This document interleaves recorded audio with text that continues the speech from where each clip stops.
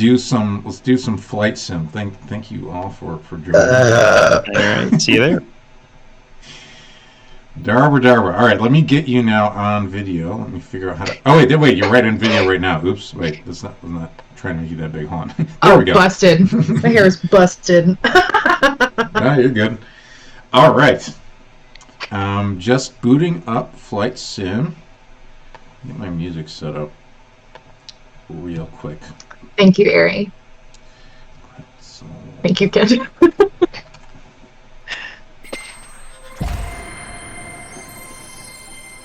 Playing browser. I know, Brooke, I'm sorry. Hello, Brooke. Very wholesome way to opening line.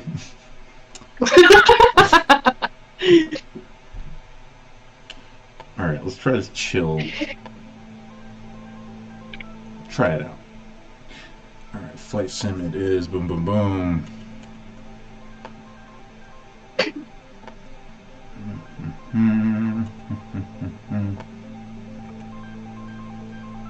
this right. So Darbra, did you ever thought about where you wanted to fly today? The South? Yep. Let's do it. Somewhere in the South. Sounds good to me. Any ideas? It's too loud.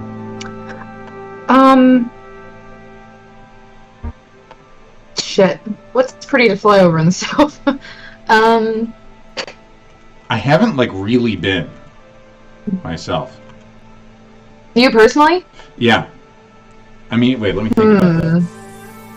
Yeah, I haven't okay, getting some kind of crazy audio effect. What the fuck is that? Oh god. What is this horrible sound? Are you guys getting this weird crackly shit? No, sound fine to me. Oh, I guess I'm in the Discord. I'll shut up. Yeah, you're in the Discord.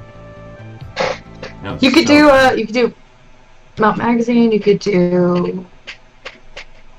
Yeah, you could do the Mississippi for sure. Say another word real quick. Me? Say words? Yeah. On a podcast? Yes, that's you. Yes. All right. Okay, cool. I don't know why it's getting that crackling sound. I guess nobody else is hearing it. Not hearing crackles, but it does sound weird. I don't know what to do about that. Well, we'll just go with it. Just gotta get this perfect. Okay, cool.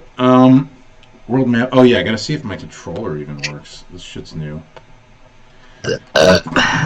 Mississippi River also works. Up the Mississippi. The Ocean Hell Portal. I don't know what that even means. Hell maybe. Oh, where the fucking pipeline blew up. Oh right. I don't think they've updated for that. How about this? I could just pick some big. I don't know. Give me something.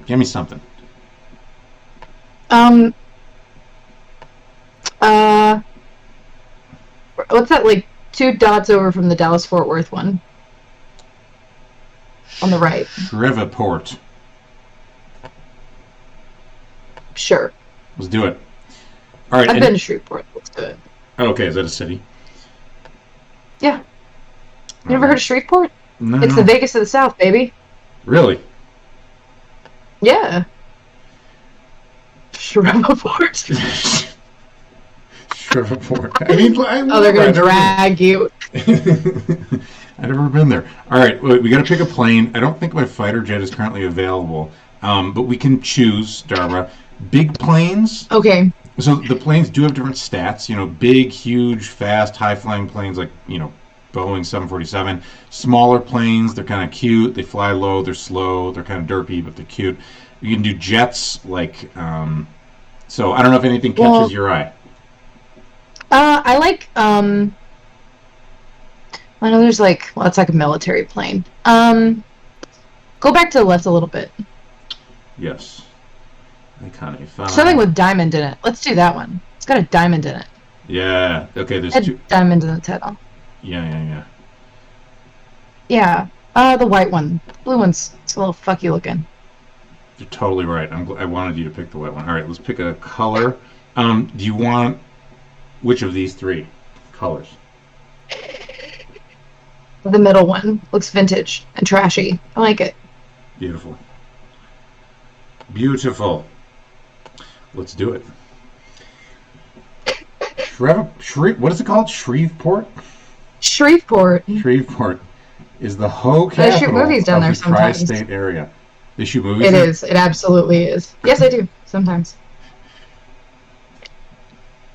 What state is it in? Louisiana, baby. Have you never been to Louisiana? Like, ever? No, it's or anything? No, it's on my list. I mean, obviously want to go to New Orleans, but no. I mean, for sure, go to New Orleans. Yeah, I've been to Florida. I feel like Florida doesn't. Does Florida count as the South? No, God, don't No. get me started. Okay. This is a contentious issue. Uh-huh. Are you from the Pacific Northwest? I grew up in Illinois. Okay, where do you live now? Well, I've been for about the last 7 years in San Francisco area, and then at this moment I'm in Utah. Okay. Because to all my little Pacific Northwesterners here, I see you, Borbrush.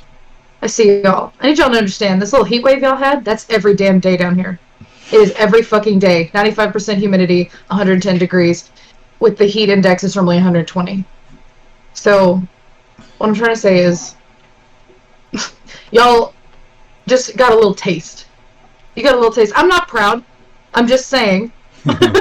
I'm just saying it's really funny watching you guys like really react to this. It's like I was a lifeguard, like a record hot summer, and that was fucking miserable. But it was like, why go to a sauna when you're just in a sauna all the time?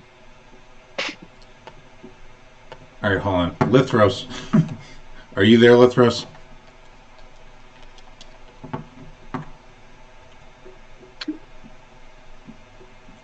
Get in the lobby, dude. I got you. You need to fix my controller, or get my computer to detect it.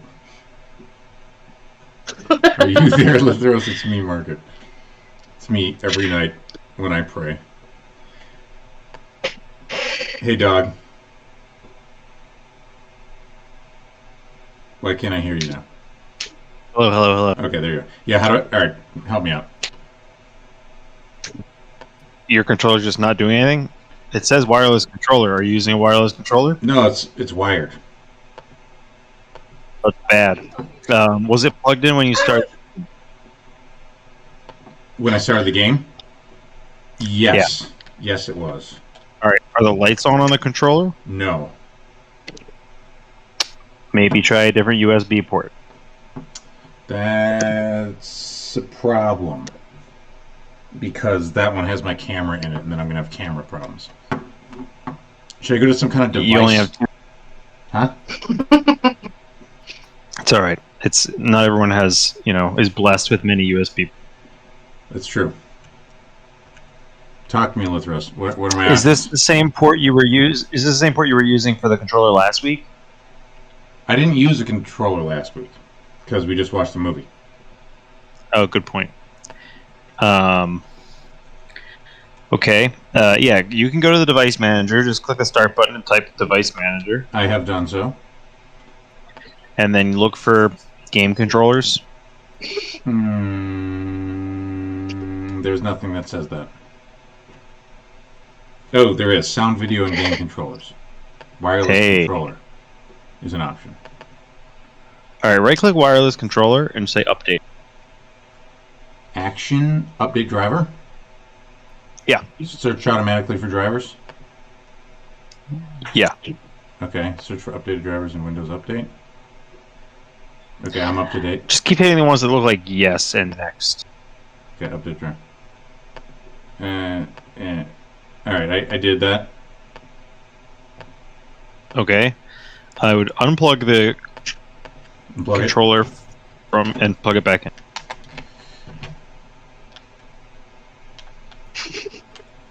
The game has now... Uh-oh. New audio device. Don't switch? Don't switch. I will not switch. Dude, this computer is jank. This shit jank. Do I just have to do this with my keyboard like some kind of weirdo?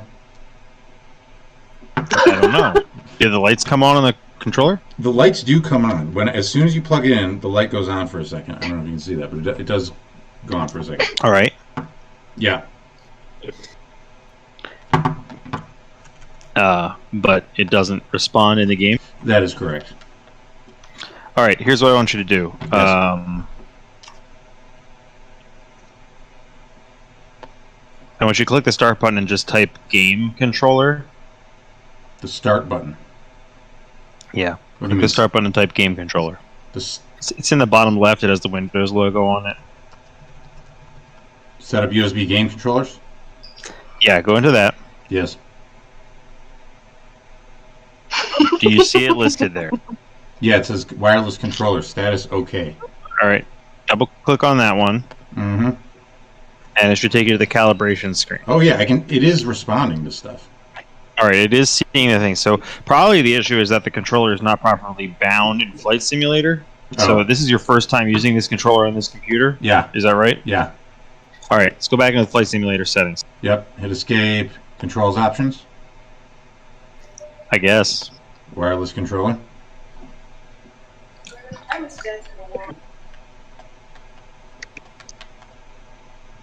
Talk to me, Lazarus. Why don't I see any controls? I don't know, dude. All right, where it says default under wireless controller, click one of those arrows. There's only No, in the top right. See the words under the words wireless controller. Yeah. Yeah, it's not doing anything. Nothing, huh? Nothing. Okay, go back to the keyboard. Okay.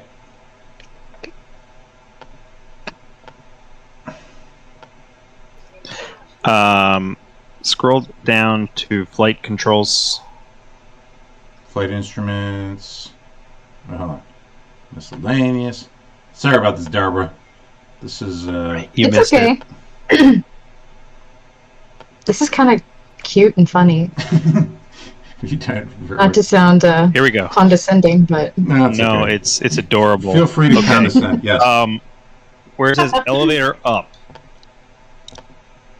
Yes. I want you to click on the control button to the right, the blank one, and try doing something on the key on the gamepad.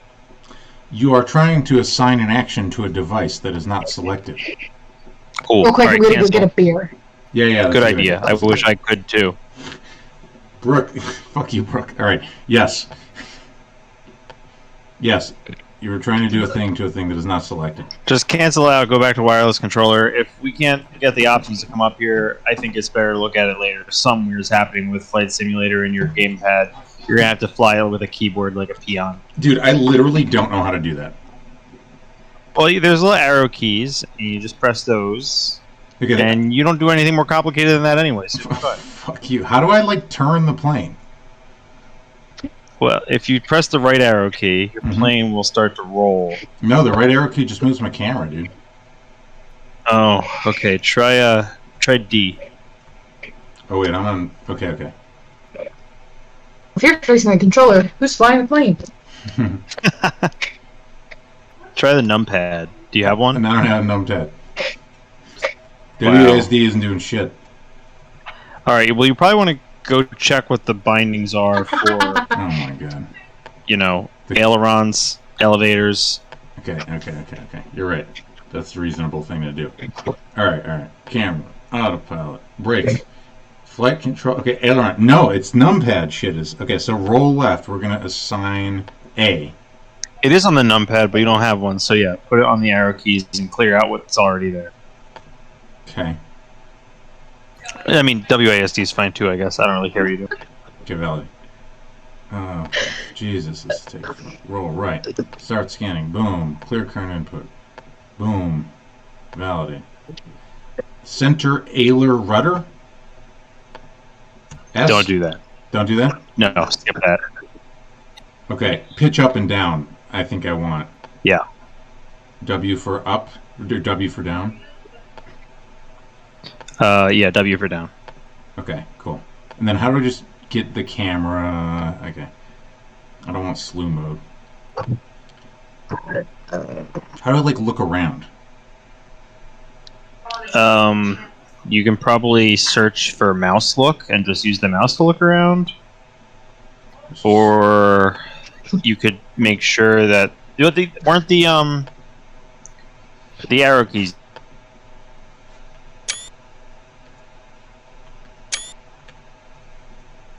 Oh no.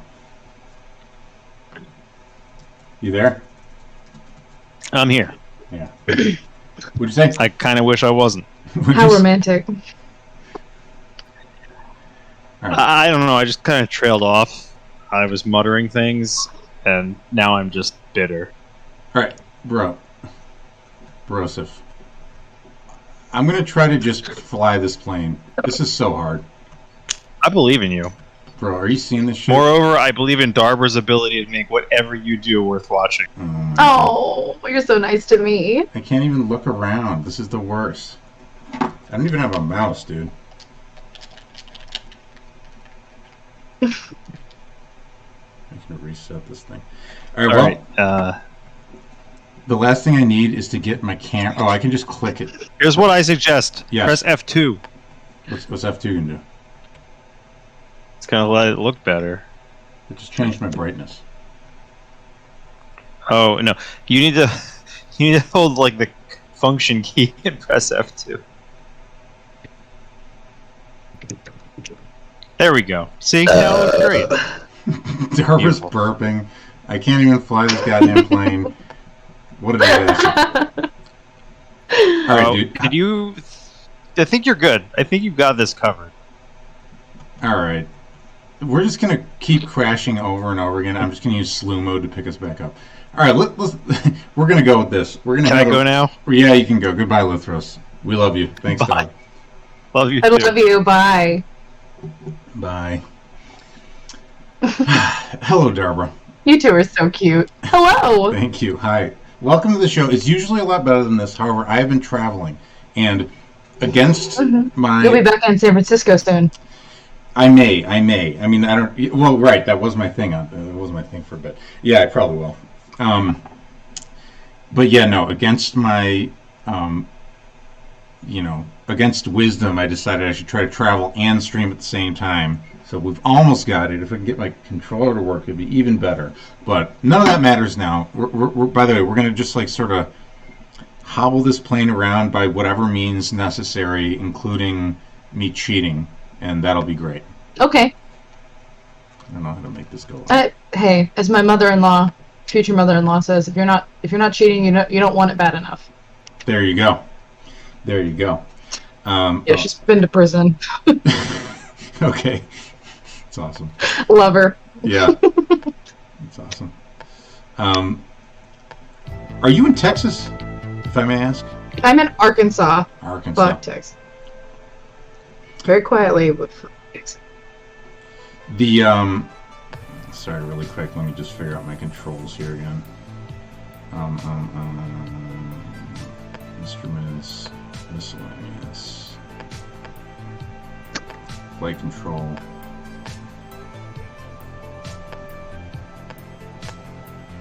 Slew mode. Translate top is F3 and F4. Okay.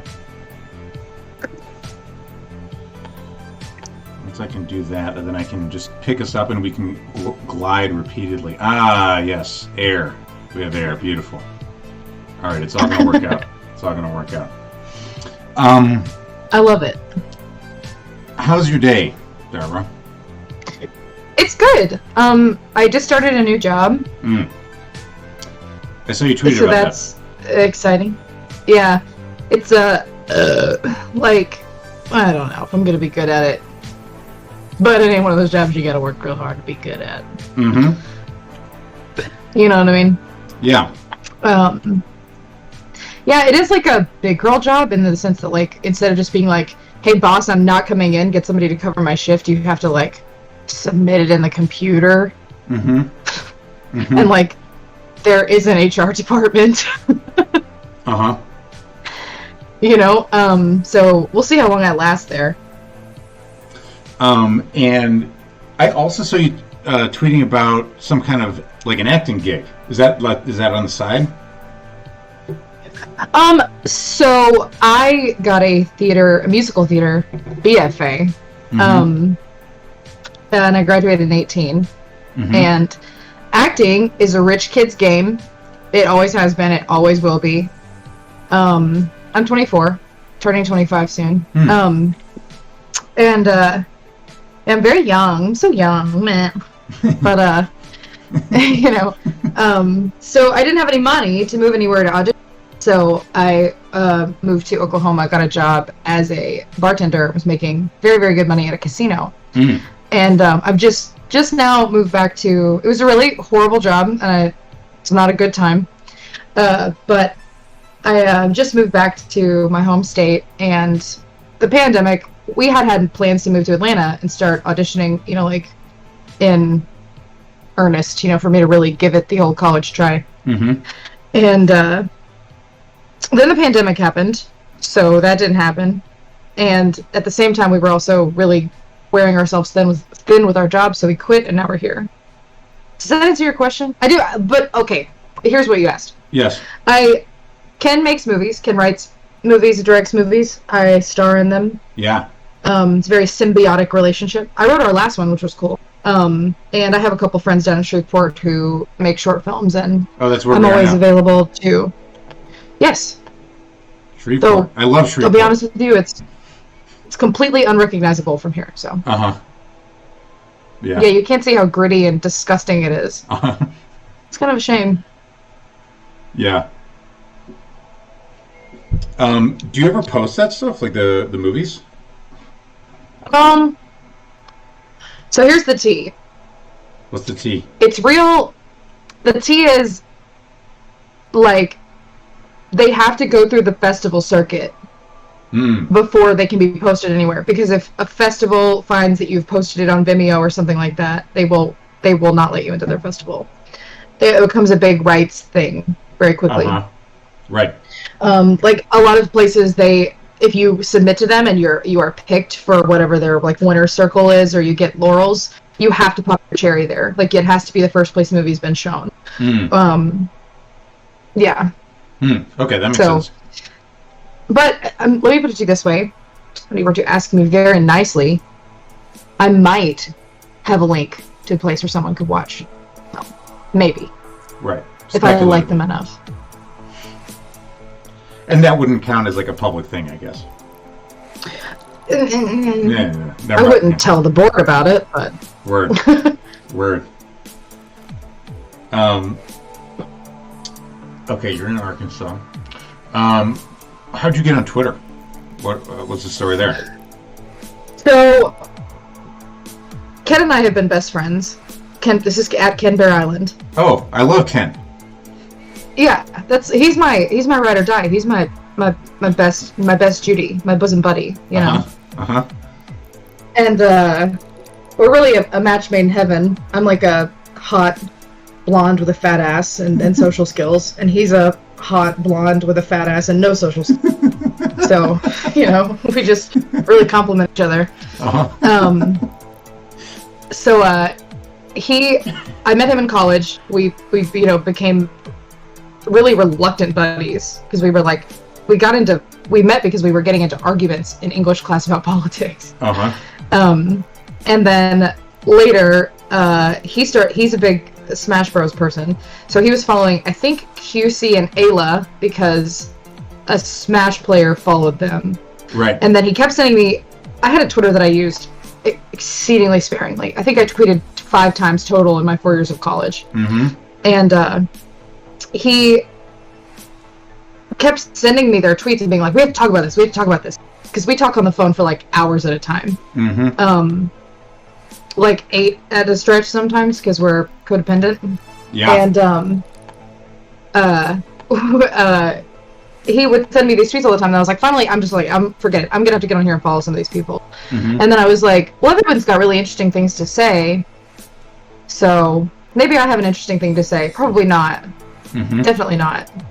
But I like to shout into the void. Everybody else is shouting into the void. And I like it. And I've got some really, really fascinating people who are really sweet and kind and, you know, give my ass the time of day, so that's lovely. Totally. What the hell is chat talking about? What's up, Christian? We interrupt this philosopher to bring you the very stale news that Aries the fucking cutest. Didn't got my backstory down. Aries is precious. Thank you, Ken, for bringing us Darbra. Yeah, thank you, Ken. Ken makes movies, right? Yes, he does. Okay, so that's the... Okay, got it. Yeah, he was a film guy. I was a theater guy. You write, or a theater girl. You write the story. Yeah. And, you know, and we got into political arguments and then decided to work on movies together. Totally. And so how long was that you got on Twitter? That I started using it frequently? Shit, probably maybe a year ago now, maybe-ish. Mm-hmm. Not even? Yes, Ken is in the chat. He's C-Stick Snare. Oh, that's Ken. I refuse to pronounce that correctly because it means something to him, and I like to hurt his feelings. Oh my god. That's a Smash Bros. Reference, isn't it? Yes, it is. It is. C-Stick Neutral Air. That's right. I have played that game.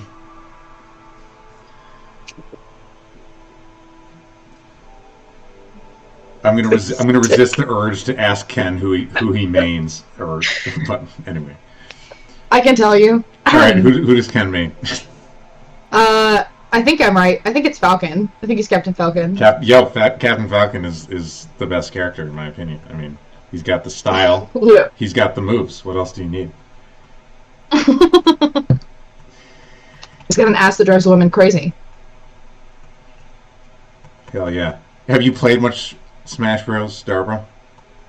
I played way back when I was a wee child. Mm-hmm. And I played Pikachu. Yeah, which is how you know that I'm a terrible person. Yeah, you seem like the type to play Pikachu. I just was like, I didn't understand. My cousins would come into town and they were like really good at it. And we only played Sudden Death for some inexplicable reason that I don't understand to this day, but I could hang if I played Pikachu. But I didn't play it unless they were around. My cousins suck, so. Like, just in general. Uh-huh. I'm just kidding. I like them. Do you play games in a general sense, or? Yes, I'm a big gamer girl. Thank you for asking. Yeah. Tell me, gamer girl. So at risk of losing my cool girl status, I was a big World of Warcraft nerd in like junior high, and that was like, you know, it's World of Warcraft. But it was fun, and after that, I don't know. You just want me to like list games I've played? My boyfriend used to be a professional Call of Duty player, which is like embarrassing. A professional what? Professional COD player, Call of Duty. Oh yeah, no shit, cool. He's very good. Yeah, Monster McSkinny, that's him. Oh shit. Cool. And so when when we got together, I played a little bit of COD. I'm not a huge fan, just because everybody's just cancerous. And their skill-based matchmaking has just ruined the game. It's just ruined the game. There's now no longer an incentive to get any. Which, you know, don't take that away from me, please. Kersey, this plane. Yeah, I know. I was thinking history courses for the sub, and then we seem to find ourselves in a difficult situation. I think fiddling with the trim is the way to do this. Don't worry, everything will be fine. We'll just. Oh yeah, I don't know how to control the flaps right now. That's my problem. I'm not looking at you, Lithros. Hey. We're making it. We're gonna make it. We're making it.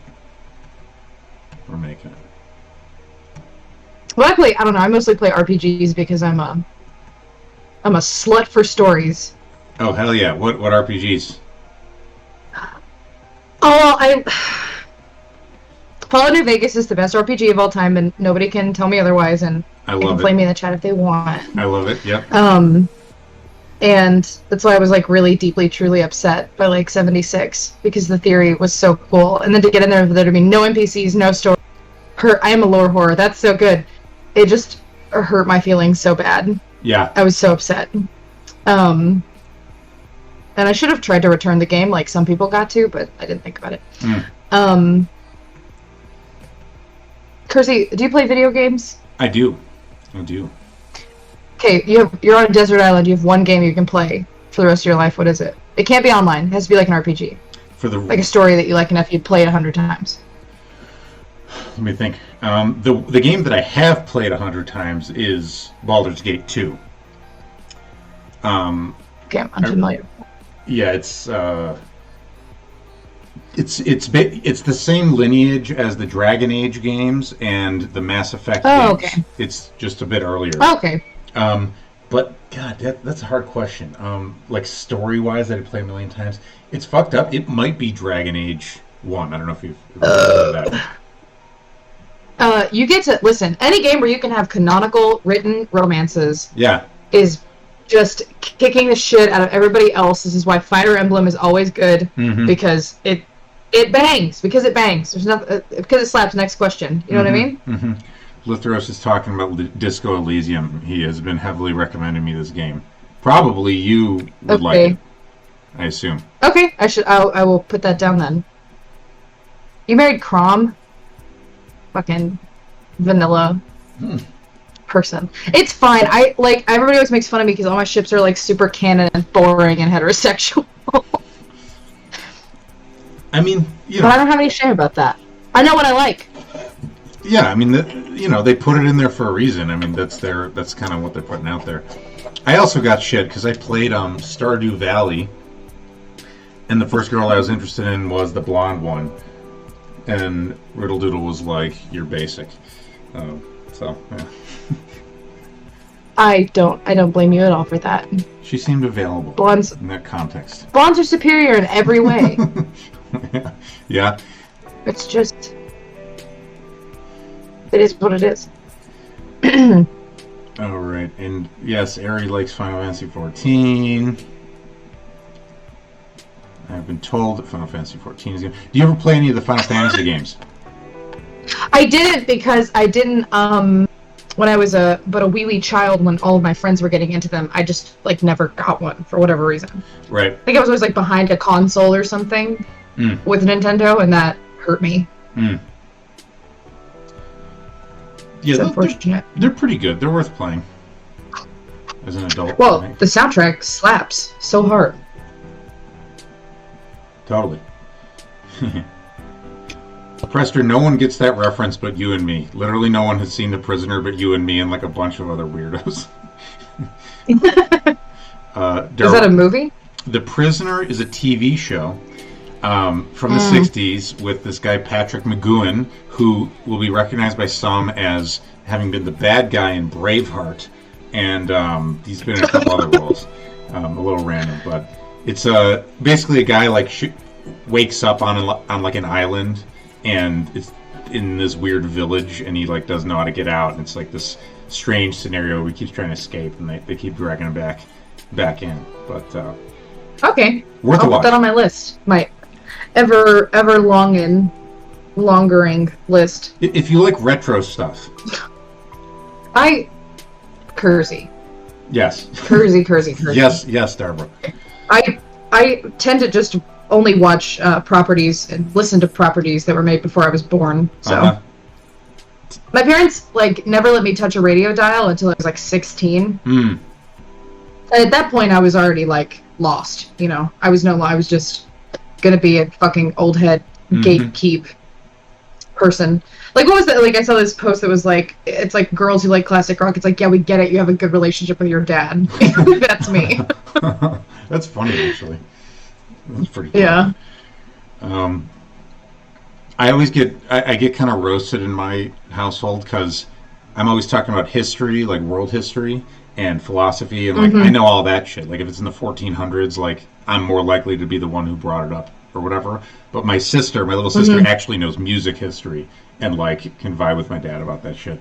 Where I'm I don't know, I never heard of whatever the fuck band you just said. Retro stuff. So, what?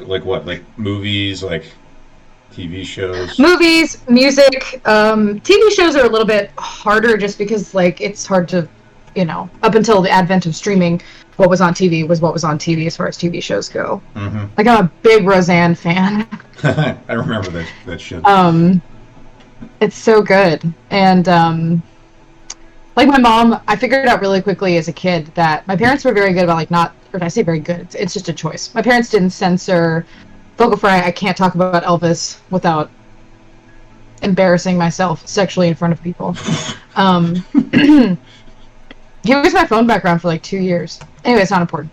But I figured out that if my mom was watching a movie that she really liked and I'd never seen it, mm-hmm. I could say, "Oh, Mom, I've never seen this," and then she would let me stay up past my bedtime and watch it. Uh-huh. And it took her a minute to catch on, so I got to see a lot of movies this way. And also, just, she was always in charge of the television. There was no, like, "Mom, we want to watch cartoons." It was like, sit down, shut up, and you can watch The Breakfast Club. Right. Or sit down, shut up, and you can watch Hamburger Hill if it was my dad, So, I don't know, I'm really, like, grateful. My parents, I've said this, like, a dozen, but it just never ceases to fascinate me. My parents are, like, not academic, learned, cultured people in the sense that, like, we would think of. But they weirdly super gravitate to, like, well-made movies from, like, good filmmakers. Like, I grew up watching everything the Coen brothers ever made. Yeah. My parents are, like, huge Tarantino fans, and who's the other guy whose name totally escapes me right now? But anyway, my mom is, like, just a huge fan of, like, really well-made films, and she doesn't know anything about film. She just knows what she likes, and what she likes is, like, it's like 70% some of the best cinema ever made, 30% trashy 90s popcorn movies. Mm-hmm. Mm-hmm. And, it was like funny because I would go into, like, I go into film circles, and I've seen more movies than Ken, the actual filmmaker who actually got a film degree. Mm-hmm. Mm-hmm. Because Ken has seen, like, we make fun of him all the time for having never watched anything. It's not his fault. His parents didn't let him watch anything unless on it, and there's 6 kids and, like, 2 boys, so it was rough out there for him. But Sorry, Ken. Rest in peace. Yeah, but I feel pretty good about the film education I got from my parents. They had us watch, like, Apollo 13, like a bunch of, like, some category of classics, Mm-hmm. History courses ask if you have an actual absolute favorite movie. Gun to my head, Kill Bill, and if I have to break it down further than that, Kill Bill Volume 2. Kill a Witch? Volume 2. Volume 2. I heard that was supposed to be one movie, but no theater would let him put it in, right? As, like, a fucking 5-hour thing. Harvey Weinstein. Oh, really? Made him break it up into 2 movies, yes. Dude, that guy, it just gets worse every day. Oh, yeah. I think it was actually a good choice because they sort of came up with the twist about her daughter being alive when they decided to split it as, like, a cliffhanger, and that was a good choice. Yeah. Ken, I don't know, Ken's probably going to refute me in the chat, but anyway, I've gone as Elle driver for Halloween, like, once, and I'll probably go again. Yeah. Because it's a fun costume and it's easy. It's just a blazer and an eye patch. Right. No, it totally and works. A hot woman. Syringe, if you really want to. Okay, yeah, just as I said, Ken's correcting me in the chat. But, Oh, they agree. I love it. I don't know, there's something... What struck me so much as a kid watching it, and I've definitely seen it 600 times, it's, like, not even funny. Like, embarrassing. Is, like, she kills Bill. Spoiler alert, she does kill Bill eventually. And I remember, like, seeing her, like, the scene where she's crying on the bathroom floor, her daughter's in the hotel room, and she's just, like, weeping. And I remember, like, watching that and being like, Mom, why is she upset? She got everything she wanted. And my mom, like, never gave me an answer, which I appreciate, because I'm glad I didn't get to internalize an answer. But I came back to it, like, later when I was a little bit older, and I was like, oh, because, like, at the end of the day, like, she didn't really want to kill Bill. Like, revenge. She needed to get revenge. Like, that was something that she was going to get for herself. She decided that she needed it. But it doesn't mean that she has to be happy with how it feels. Right. And I was like, wow, that's like super nuanced, I feel. Mm-hmm. And as a woman, I feel extremely seen by that in a weird way. Mm-hmm. And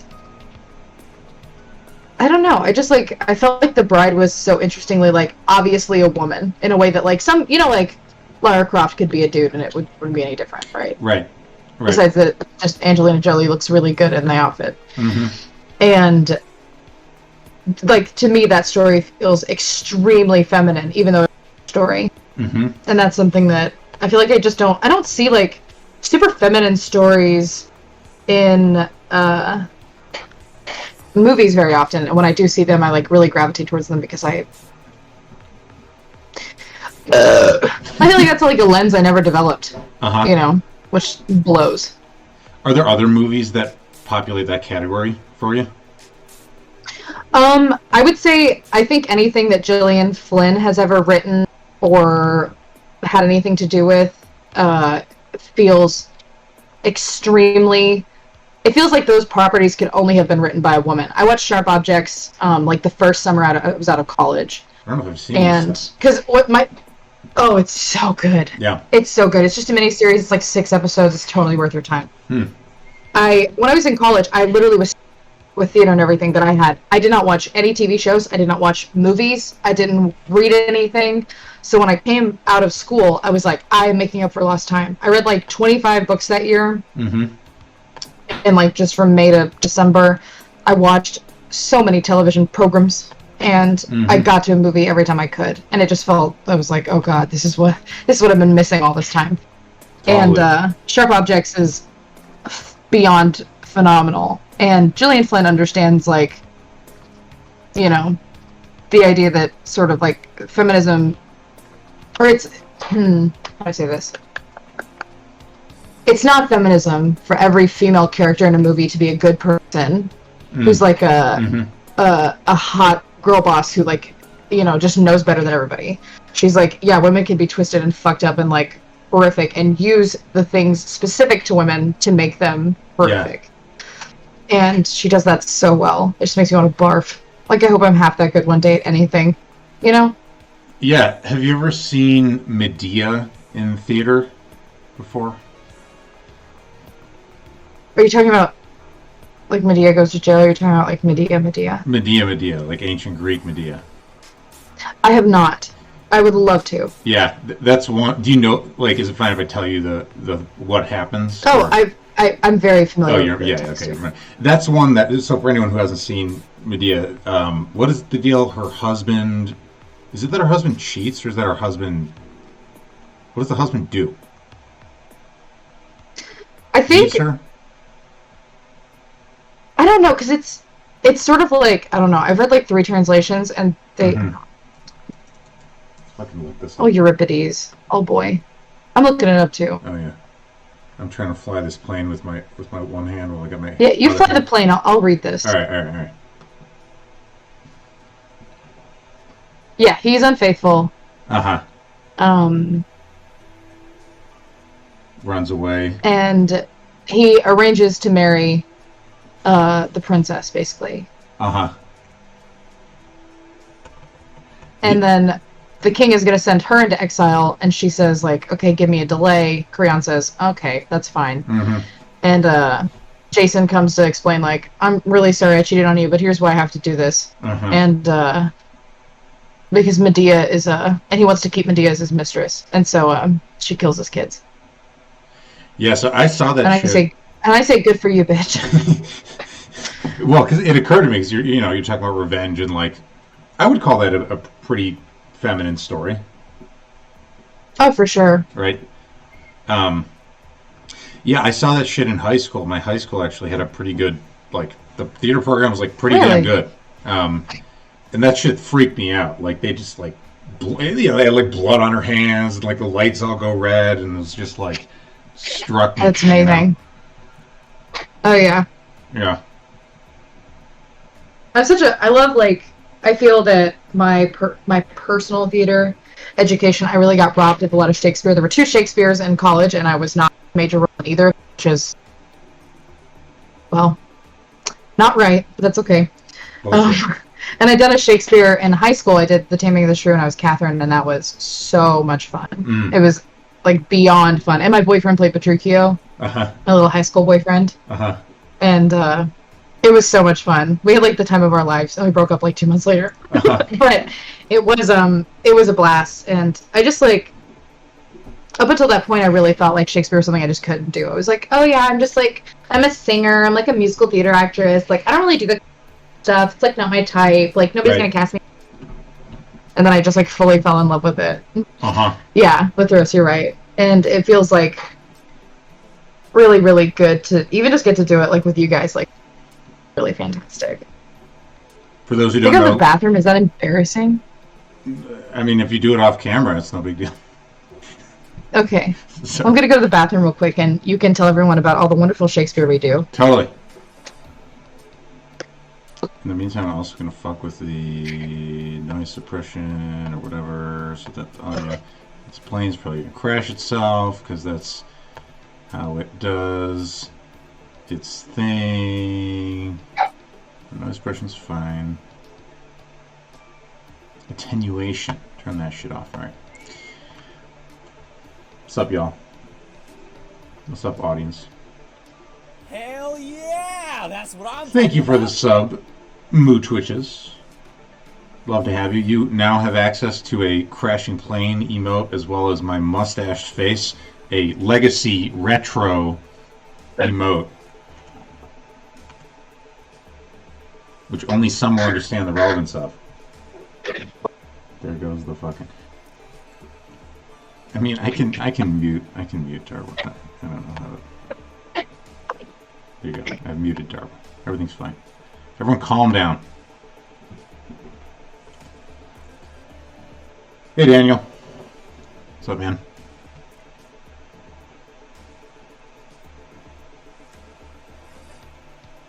Thank you, Ken. What are these crazy things you put on there, Ari? These are ridiculous. Is that like magic shit?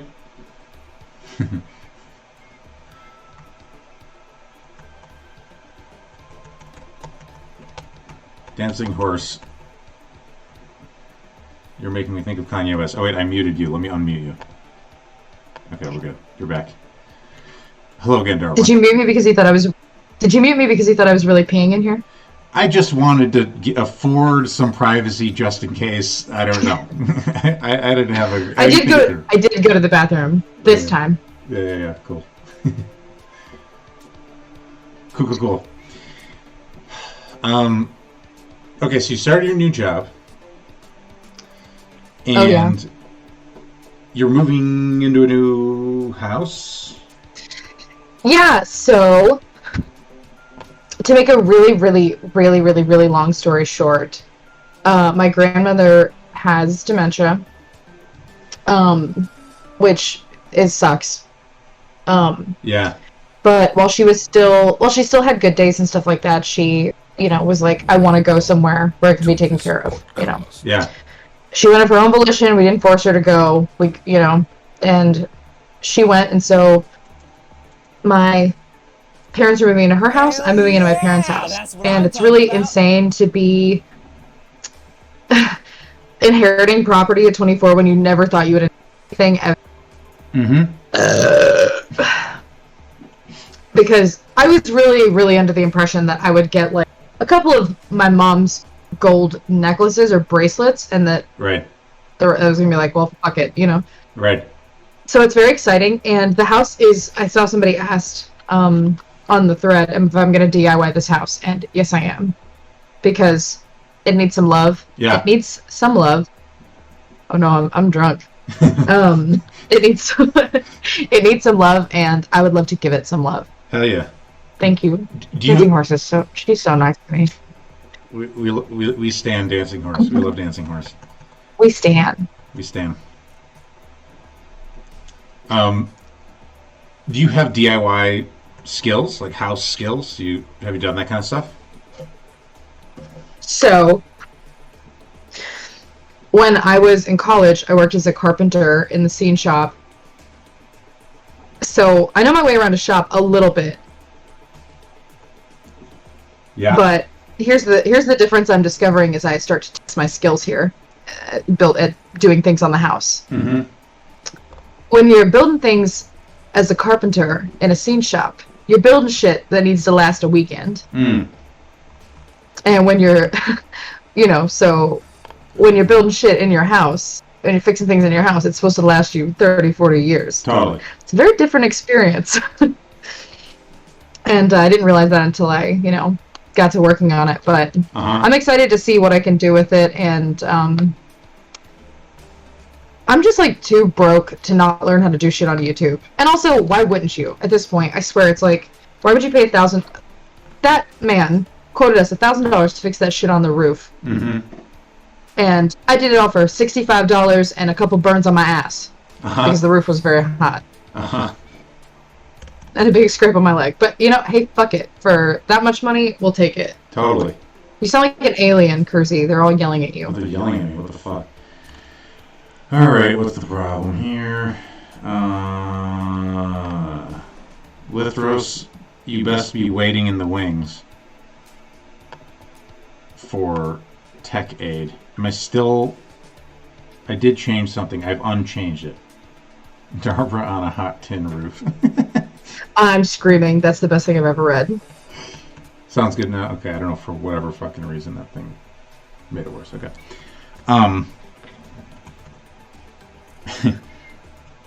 Yeah,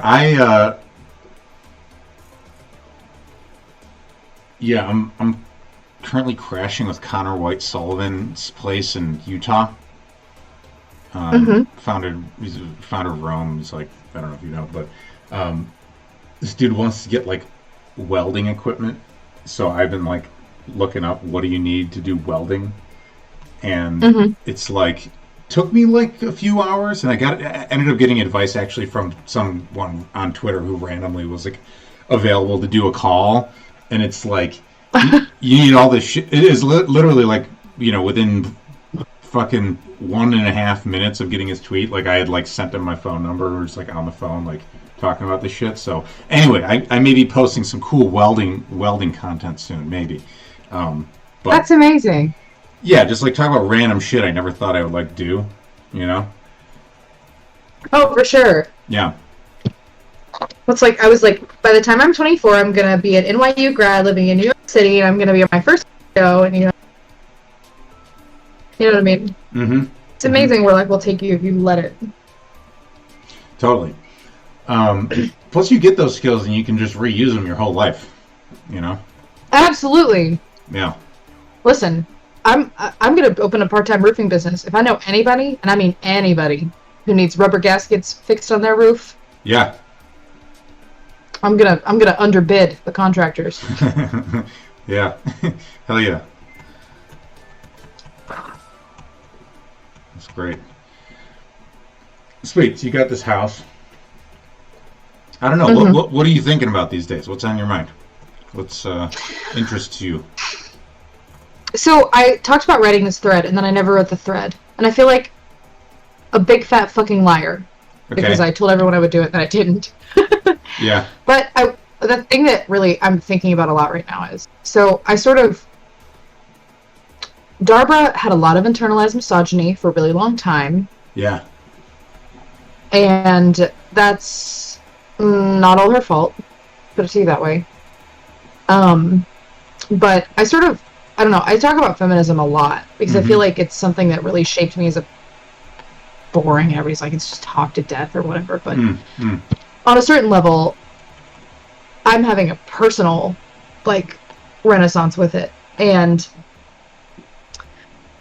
I default friend talks about sort of being just a 90s lib feminist, and people think that she's trying to infiltrate the right or something, which is really funny. Right. Because it's sort of what it feels like. If you're not I don't know, a neo-feminist, then you are sort of old school, assumed that you're possibly maybe a secret TERF. If you have any critiques of the most commonly held philosophies, you're sort of seen as, you're sort of othered and not trusted. Yes, yeah. Borbrush, that's what I mean. And the thing is, obviously, online, the most extreme voices are always the ones that get the most attention, you know. Totally. And I talked about, like, if you're writing like a blog, right? Well, you have to write something that's new and cutting edge for feminists. So the average person looking at that blog is gonna be like, oh, this is like complete crazy shit, right? But to feminists, it's like, oh, this is just pushing the boundary of what I believe a little bit, you know, because you're already in the shit, you know, you're already in the group. Right. And for me personally, I think I had a lot of male friends. I've always had majority male friends. I don't know if that's surprising. I don't think it should be. I don't think it should be surprising at all. But It doesn't shock me. okay, well, there you go. I mean, So- the burps are on point. I just refuse to. It makes my mother very upset. Yeah. So I always just burp out loud. If she could see the stream right now, she'd have a heart attack. My mother, my grandmothers, they tried so hard to make a good, like, Southern lady out of me. Mm-hmm. And by the time I was, like, 5, they'd just completely given up the ghost. They were like, nope, it's not happening. We tried. Let's just hope she can, you know, sit with her legs crossed. Right. You know? So for me, like, I think about feminism as such a, like, shaping force in my life. And I was raised by... My mother's, like, a feminist icon. If anybody knew about her... Oh my god, your mom's like such a girl boss. And she is, but it's like completely unironic. She has no, or it's like completely naive. Like she has no, like if you asked her, are you feminist? She'd be like, what? No, what's that? You know what I mean? Right. So it's, you know, for me personally, I feel like I got really into it as like a teenager because I was an ugly adolescent. Like, just straight up, an ugly adolescent. And that's good for you. It builds character. So, at the time when most girls are, like, sort of figuring out, like, what their social status is, I was, like, the lowest I would ever be again. So, you know, but I was like, well, I'm smart, and I'm kind of funny. Kinda, if you squint, you know? And so, I sort of, like, built my identity around that. Built my identity around the idea that, well, if I can't be pretty, then I can be useful. And then being useful is more important than being pretty anyway. And I think this is why I was like, I went into college like super naive because I was very, in my head I was still like an ugly, gross looking 14-year-old. Instead I was like blossoming into a, you know, pretty good looking young woman. Right. And so, you know, I got played is a nice way to put that. So, where was I going with this? So yeah, so when I was like in junior high and yeah, like empowered, I can't be pretty, you know, and like pretty is useless. Like pretty fades. Pretty's not important, you know. And it's interesting now because now I'm like, you know, completely hateful and judge women by their makeup. That's a joke. Yeah. But I sort of needed like to have a personal renaissance with it, like especially after I got out of college. Because in college, I feel like I was so busy all the time that I almost had to do a lot of personal growing because I was just worked to death all the time. And I was surrounded by a lot of like-minded other feminists, you know. So it was like I didn't have a lot of time to sit and think about what I was, you know, what flag I was waving, I guess. And I had a lot of guy friends who I think were like really actually deeply harmed by people waving the flag of feminism. And at first I really, you know, was very defensive about that. I would like try to explain it away. I would try to, you know, be like, oh, well, they're just like a bad faith actor, you know, you like that, you know. And I do stand by the point that, you know, if you talk to your friendly neighborhood feminist, she's probably very, very different from who you see online. And that's true. For sure. I mean, well, that's true, really, I think any political or socio-whatever group, you know. Right. But what's always been interesting to me is sort of like, I didn't understand how much of, like, my femininity I was, like, sacrificing to do this. Because I've always been, like, pretty masculine presenting for a chick. I know I understand that right now I'm in, like, 3-inch long lashes and, you know, I painted my face for this. But in most of my daily life, I'm in, like, a t-shirt and shorts I mean, I'm lucky to have like a sports bra on. I'm in like Mexican man shoes, and I look like shit because I would rather be comfortable. So, and I didn't realize how much of like I had just completely annexed like the feminine from my life, like and I wasn't happy with that because like I look at my mother, and my mother was like a professional weightlifter who would like go to the gym in a full face of makeup with her, she's a fucking icon. Yeah. So I was like, well, maybe I don't need to just like give up my identity for this like ideology that I think protects me. And it was, I think, really last year where I was really sitting with myself a lot about it, and I figured out what I think my biggest issue is with a lot of sort of identity movements, we're going to call them that, is the idea. So when I look at feminism's like, okay, we're going to work outside in. By sheer number, we're going to change the world around us by deciding that these are the new rules and punishing people who break those rules, right? We're going to say, you can't talk to people like this, you can't do X, Y, Z, these things are bad, bad, bad, and they make you bad, and they make you anti-feminist, things like that, right? I'm speaking in hyperbole here, but, and I realized what I wanted was an ideology or a belief system that worked from the inside out.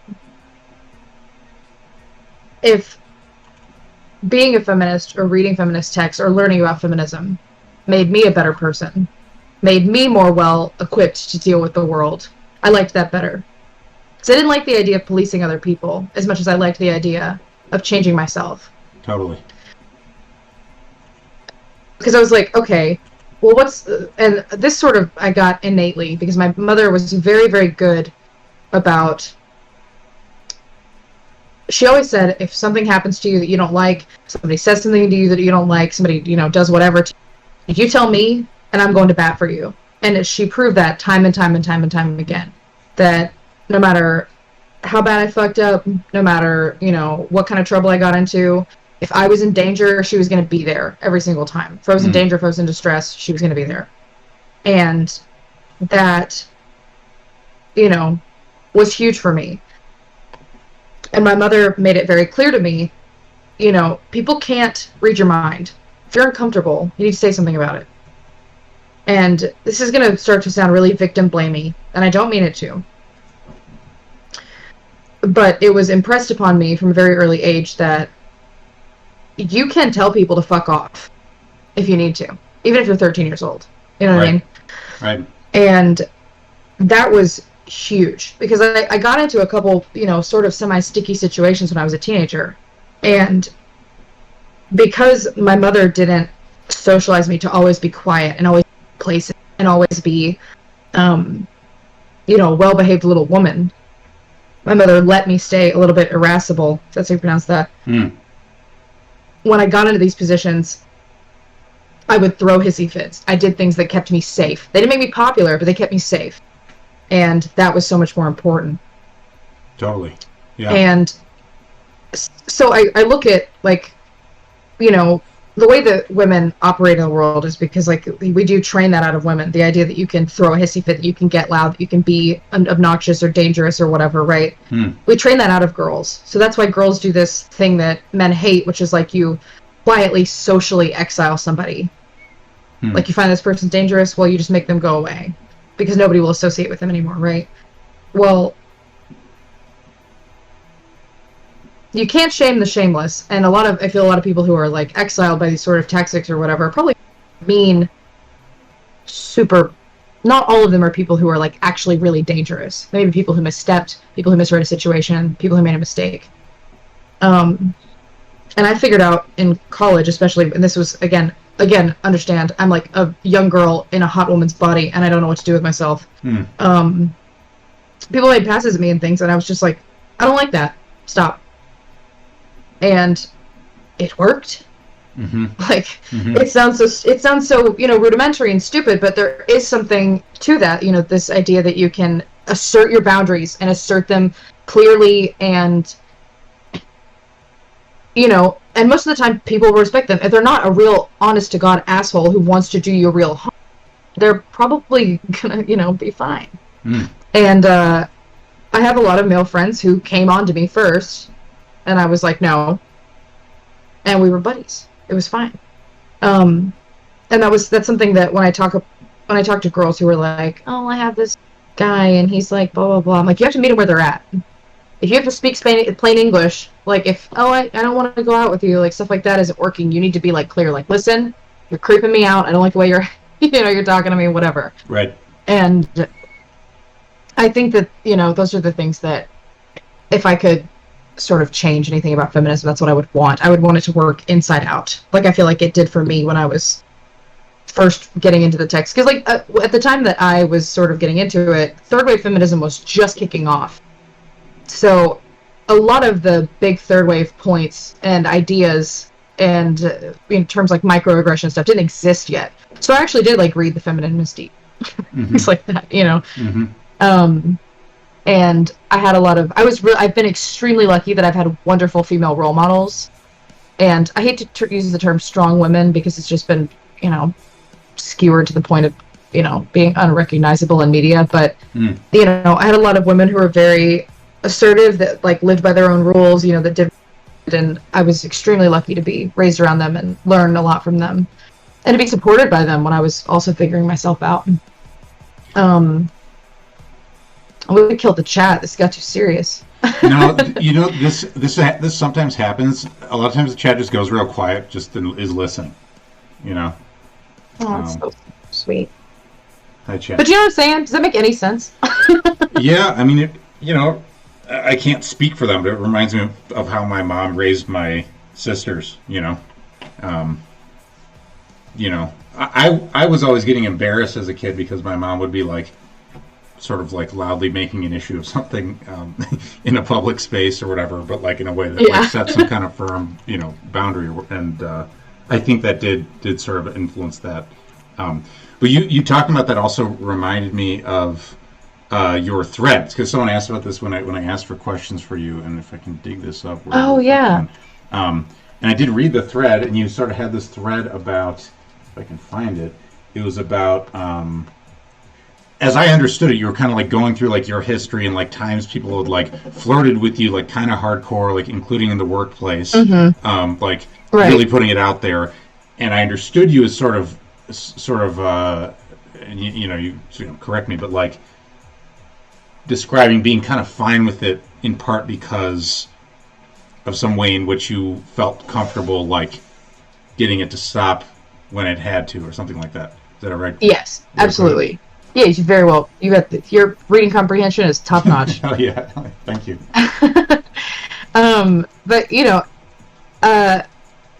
don't mind being hit on. It's never bothered me. Even when I was like young and it did feel a little bit more like threatening or scary, it still didn't like bother me. And for a long time I was like, oh god, I'm just a narcissist. I'm just like a horrible, awful person who just like needs male attention and put some hole. And then it was like later that I was like, no, you just like being flirted with. You know what I mean? But like a lot of times, in my personal life nowadays, I concealed carry. And for most of my teenage years and into college, I carried a knife with me everywhere I went. So, interestingly enough, my dad gave me a knife when I was like 14. And he was like, you should carry this with you everywhere you go. And I was like, Dad, I can't take this to school. And he was like, well, everywhere else. And he was like, everybody should carry a knife with them everywhere they go, period, end of story. And I realize now what my dad was doing was he was prepping me to concealed carry, or he's prepping me to carry. Yeah. Because if you've got a knife on you and you're in a situation that's starting to feel a little bit hairy, you'll notice yourself like naturally reaching for it at times. Just putting your hand on it, maybe not like pulling it out and scaring anybody with it, and I never did any of that, but just like being cognizant of like when you would feel like you wanted to reach for it. And there was only one time in my life where I ever like pulled my knife on somebody, and it was at a gas station really, really late at night, and I got in my passenger door, right, and there was a guy walking behind me, and he was walking straight like he was walking to the front of the gas station, but he was at a curve where it looked like he was going to try to push me into my car. or he could have potentially. Mm-hmm. And I turned around and I looked at him to be like extremely clear, like, I see you and I see that you're walking toward me. And he still kind of was coming my direction, like not looking at me, but he was like clearly still walking into the, you know, little triangle of where I was in the car door. Yeah. And I knew I didn't want to get in and close the door because I didn't want him to come and bust the window open. This is what happens when you're raised by a military man. You just think about these things all the time, like a tab in the back of your brain. Mm-hmm. And I like got my knife out and opened it and just looked at him. And I was just like, in my head, I was like, okay, worst case scenario, I'm just gonna throw this at him and get the car like back up really fast. Mm-hmm. You know, but he saw me with the knife, he saw me looking at him, and he just like straightened out and walked into the gas station, and that was that. Which kind of confirms that something sketchy was going on. I agree 100%. I can't prove it because it didn't happen, but it definitely was one of those moments where I was like, oh yeah, okay, I might have actually been onto something here. Because my friends have always accused me of being like paranoid, but I don't know, I just pay attention. I can't help it. It's so much better to not know if it was real because nothing happened. Exactly, and it's so much better to make a fool out of yourself in a public place than to like be in the fucking ER because some man attacked you and left you for dead on the side of the road. Seriously. Or be dead, you know, so. Totally. Not complaining. But, you know, so part of that, I think, is sort of what helped me learn to establish my boundaries, because I was always, like, the crazy girl, like, oh, she's so loud, she'll say anything, whatever. But I never had to, like, physically assert myself in a way that I thought could be, you know, like where I would have to be actually physically dangerous up until I started carrying the knife. And then I started thinking, it's like, okay, well, what level of psycho do I need to get in order to protect myself, you know? And I agree. Ready to do it all. But part of that, again, is oh, no, sorry. If somebody... Go ahead. What? No. Yeah. If somebody's bothering me, I'm just extremely clear about, like, you're bothering me, leave me alone. And you have to be ready and willing to look like a bitch in a public place. And look like a little, you know, young Karen in the making, but it beats the shit out of being dead. And so, whatever. And, you know, it's one of those things, like, I see all these women and they're like, you know, oh, do all these things, you know, like, you know, make sure you hold your keys between your fingers, and like, and I think you don't have anything, that's good. You should definitely do everything you can. But get a gun, get a taser, get bear spray, get hairspray with a lighter, arm yourself, but even if it never gets to that point, you have to be very capable and willing to get in like, you have to be a goose. This is what Ken gave me the goose for it. You have to be a goose. Because, like, if a goose runs at you, Michael, you're a grown man of some undetermined height. I don't know how tall you are. You're a big dude. Very handsome, big mustache, very scary looking, you know? Yeah. If a goose runs at you, what are you going to do? I'm going to back up a little bit. At least a little bit. Right, you're going to back up a little bit. Yeah. Well, what can that goose really do to you, Michael? I don't know. It could nip me in a bad place. That is true, but, you know, at most it's going to smack you around a little bit. It's going to nip at you, you know. It really just wants, you know. Yeah. And for the most part, though, you can see geese run down bulls. Bulls will run at geese, and bulls will take off running. They're like, fuck this, I'm not doing this, you know. Right. It's very scary. Totally. And I always say, like, women need to be a goose. You need to make it you need to be as scary as possible. You don't have to be able to deliver on any threat, but you have to be willing and able to yell at other people. This person is bothering me. I would like your, you know, and I read stories where girls are like, oh, this guy was following me around the gas station. Don't do that, you know? Don't do that. Yell in the store so that everybody there knows what's going on. Sort of it's going to make you look crazy, but you'll be fine. Yes, exactly. And you can't walk around like you're a victim. You can't walk around like you're scared. You got to walk around like you're a very scary woman. I'm not scary. Really. Like in the grand scope of things. You know, but I scare the shit out of people because I just walk around like I'm ready and able to have a fight all the time. I feel like I'm just repeating myself now, but yes. I took a few Krav classes, and they really emphasize this. And I think also like Krav Maga is popular among women a lot of times, like for like these type of scenarios. And it's a lot of like make noise, absolutely, you know, be aggressive, basically. For sure. For sure, for sure. The other thing... I'm gonna go to the bathroom again. I'm sorry I broke this seat. It's very embarrassing for me. No, you're good. It's very embarrassing that I have basic human functions. But I'll be back in like 2 shakes. Absolutely.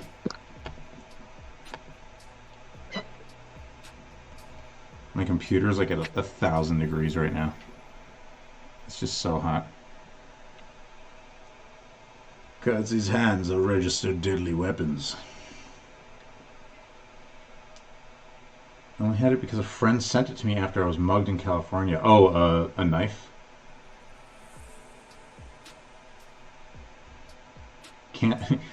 Computer cannot handle Darbra.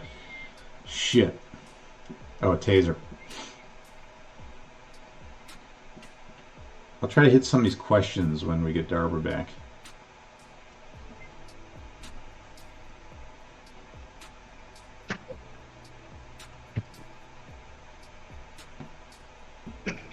Eel says, I love geese.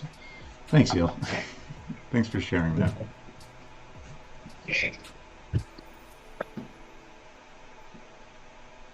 Frozen pizzas as heat sink. Interesting.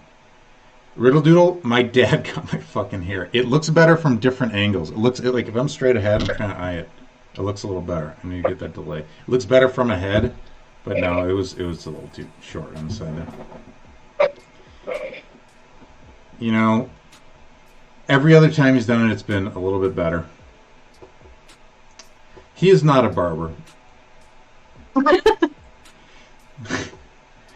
Riddle Doodle's talking shit. And, you know, sorry we can't all be girls or whatever. I don't even know what you're even saying. Ken, that's a strange thing to say. Alright, I'm bonking him in the chat. Bonkerino.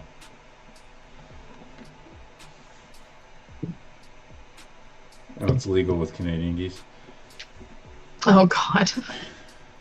Foul. Jail. Jail, jail, jail. Yeah. Kersey, right. I think you look very nice. Thank you, Darbra. If that counts for anything. Someone here has reasonable opinions. When Riddle Doodle was on, all she did was say that nobody was hot, except for who's that fucking guy who's dead? I don't know. What? Do we know him? No, not a person we know. I was like, oh my God, that's macabre. No, I love it. Marlon Brando. Young Marlon Brando. Oh God, young Marlon Brando. Yeah, I mean he is hot. I mean that's fair. He is. Listen. I understand that. Like, I saw somebody the other day, and they're like, "These are my takeaways from reading Streetcar for the first time. Don't be poor and don't fuck Marlon Brando." And I was like, "No, it's be poor and fuck Marlon Brando because it beats the shit out of being Blanche." I don't remember the story quite well enough. I remember Blanche and how everything was horrible for Blanche. Yeah, Blanche is just having a rough fucking go of it. Yeah. And I remember, Kersey. There's so much context to this story, but I feel that it's worth telling, okay? Let's go. Ken already knows. So, I read Streetcar in a directing class in college, and we had this guy, I had this friend, he was also one of my students, other kids in my class, and we're going to call him Bill, because if I still might accidentally call him by his real name. But anyway, Bill grows up, Christian home, Christian mom, Christian family, and he's a real dipshit. The first play we ever read as a freshman, so this is like not a seniors, but as a freshman, we read Cat on a Hot Tin Roof, and I was playing Maggie the cat in the little scene we were doing, and he was like, I just don't feel like she's this sexual. And I was like, what? What do you mean? And he was like, I just feel like she's like, this character's like not that sexual. I was like, that's literally what her character is. She's not Maggie the cat because she has squinty eyes or like pointy eyes. It's because she's she's like, can't eat. Like, literally, that's the whole point. And he was like, well, my copy of the script has the playwright's notes in it, and it says, and I was like, you didn't read the same play as me. Shut up. Even as a freshman in college, I was very kind, empathetic.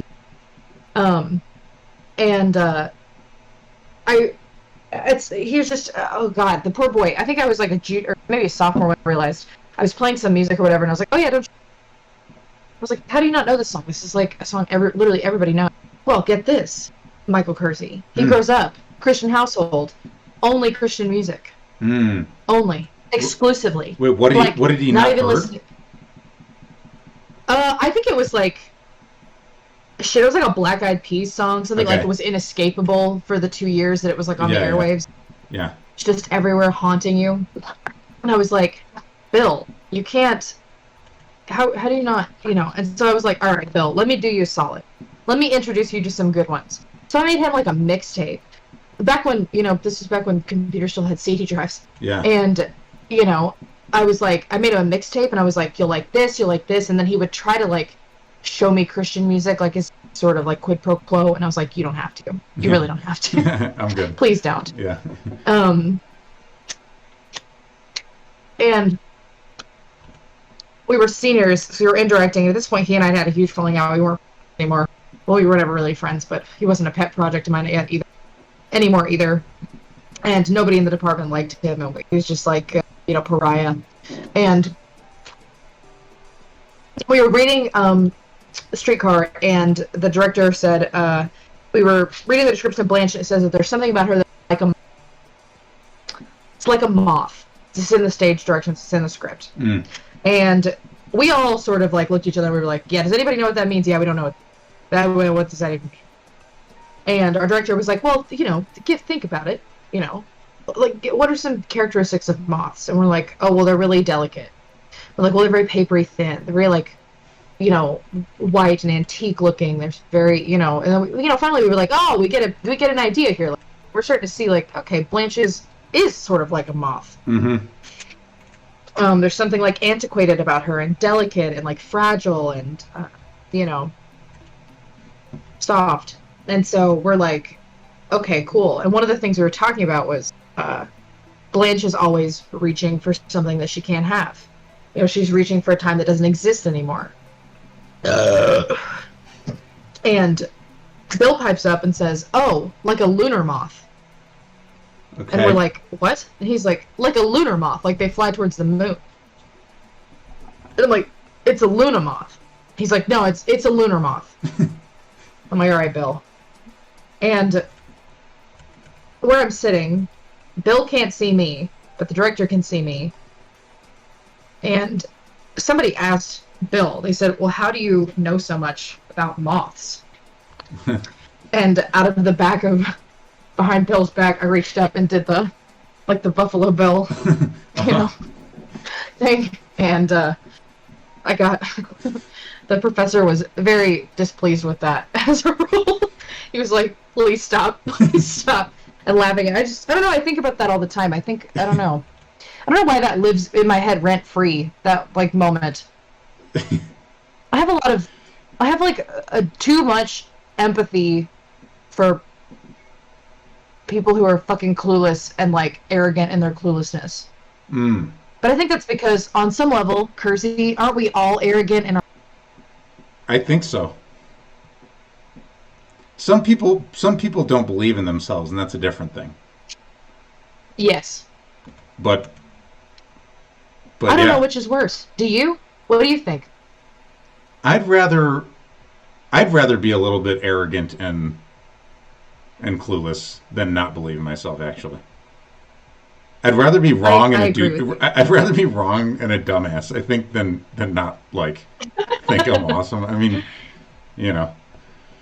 have any self-belief. Yeah, I agree with you. Yeah. I probably at some point in the past would have been like, no, I would rather know things and have no faith in... I would like to be as dumb as possible, please. What a privilege and what a gift it is to be like dumb on a certain level. I feel like dumb is making a comeback. Yeah, and I don't know how to feel about it. Like, in a certain way, I'm like, yeah, hell yeah. And then other times I need the right people to be dumb and the wrong people to be smart. Do you know what I'm saying? Uh-huh. Well, I If you mean, have a natural inclination to be, if you have a natural inclination to be smart, you should be dumb. If you have a natural inclination to be dumb, you should try to be smart.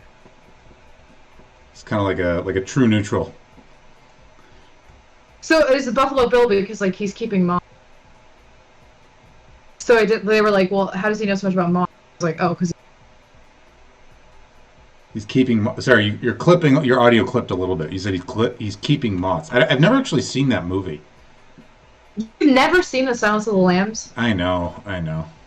Yeah. Michael Philip Kersey. I should How watch dare it. you? I should watch You it. should. It's like high art that's also totally watchable and fun to watch. I in general don't like horror movies, and I have watched a number of them, and there are some that I like. The one that I like is 28 Days Later. That is one that I don't like it. I don't want to watch it, but I did watch it, and I was like, this is good as a movie. But I guess if Okay. you're going to watch one, like fucking Silence of the Lambs is a good choice.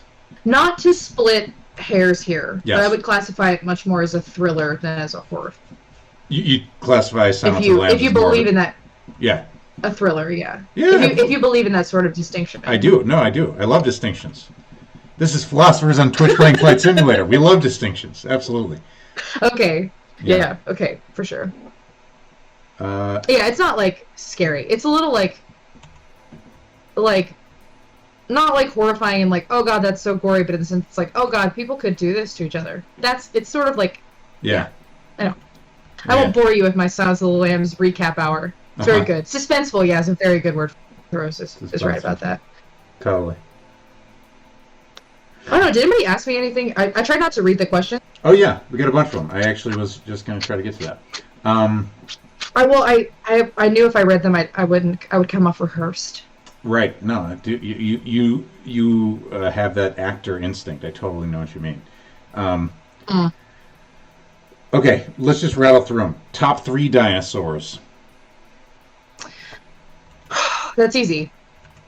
I don't even think I know 3 dinosaurs. Whatever that big ocean one is, that's like not the megalodon. It's in the Jurassic World movies for like 2 seconds.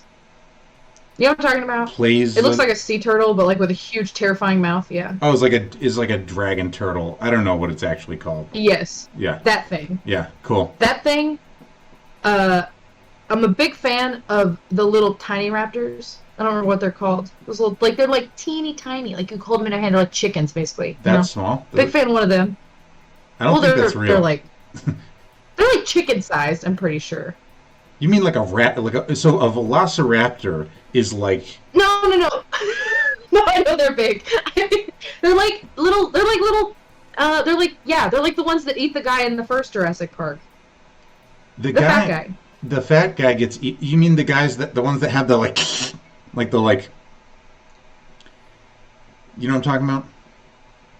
No. The fat guy. Yeah. Those little.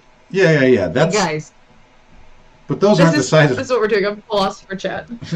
Those aren't the size of chickens, though. Are they not the size? Are they bigger or smaller? In the movie, that one is bigger, but then okay. Here's the complexity. Okay. Velociraptors, as you think of them as they are in the first movie, that's actually Deinonychus, I believe. Someone here will probably correct me. Okay. But Velociraptors, the actual thing that is a Velociraptor, like in the fucking like paleontological like system, is a small kind of chicken-sized thing that runs around. Okay, well the Velociraptors. Okay, the little Velociraptor. All right, so big turtle, Velociraptor. The idea. Oh shit. Allosaurus is my other favorite. What are those? He's like a hipster T-Rex, but he has horns. Oh, okay. All right, I finally actually knew one's name. Lithros is really upset, and he's saying compies. Yeah. Yeah, so Campos. I'll trust him. Compsognathus. Okay, cool. Good answer. I want to think. Jurassic World. You said Jurassic World has the big turtle dinosaur. Yeah, well, it's not a turtle. It's just shaped sort of like a turtle. It looks. I don't remember what it's called. It's cool though. I've always liked that one since way before. Yeah. When I grew up watching Animal Planet. That was what I watched for fun, for entertainment, and Discovery Channel, which is how you knew I was going to grow up to be an annoying adult. Mm-hmm. But I loved it. I always thought those were super cool. They're so scary, and I don't think Megalodon is half as scary. What's Megalodon? Is that the big? It's just a big fucking shark. A huge shark. Yeah. I mean, big ass shark. I could have just said crocodiles, because crocodiles have been basically the dinosaurs. They've just got smaller. That's true. Okay. Lithros asked, best memory at dawn or dusk? Can I do both? Yeah. Okay. I said, can I do both? And I don't know which one. I don't know. I don't have one for either off the top. Dawn or dusk?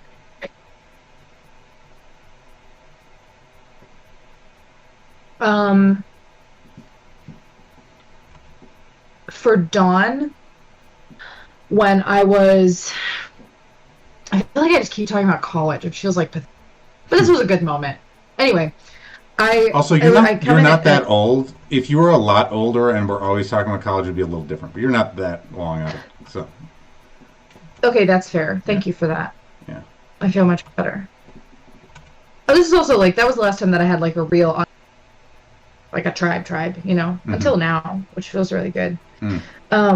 But I came in like late after being out, and I had several out driving around smoking cigarettes, talking, people drinking. And there were a bunch of people in my apartment who did not live there. We all did.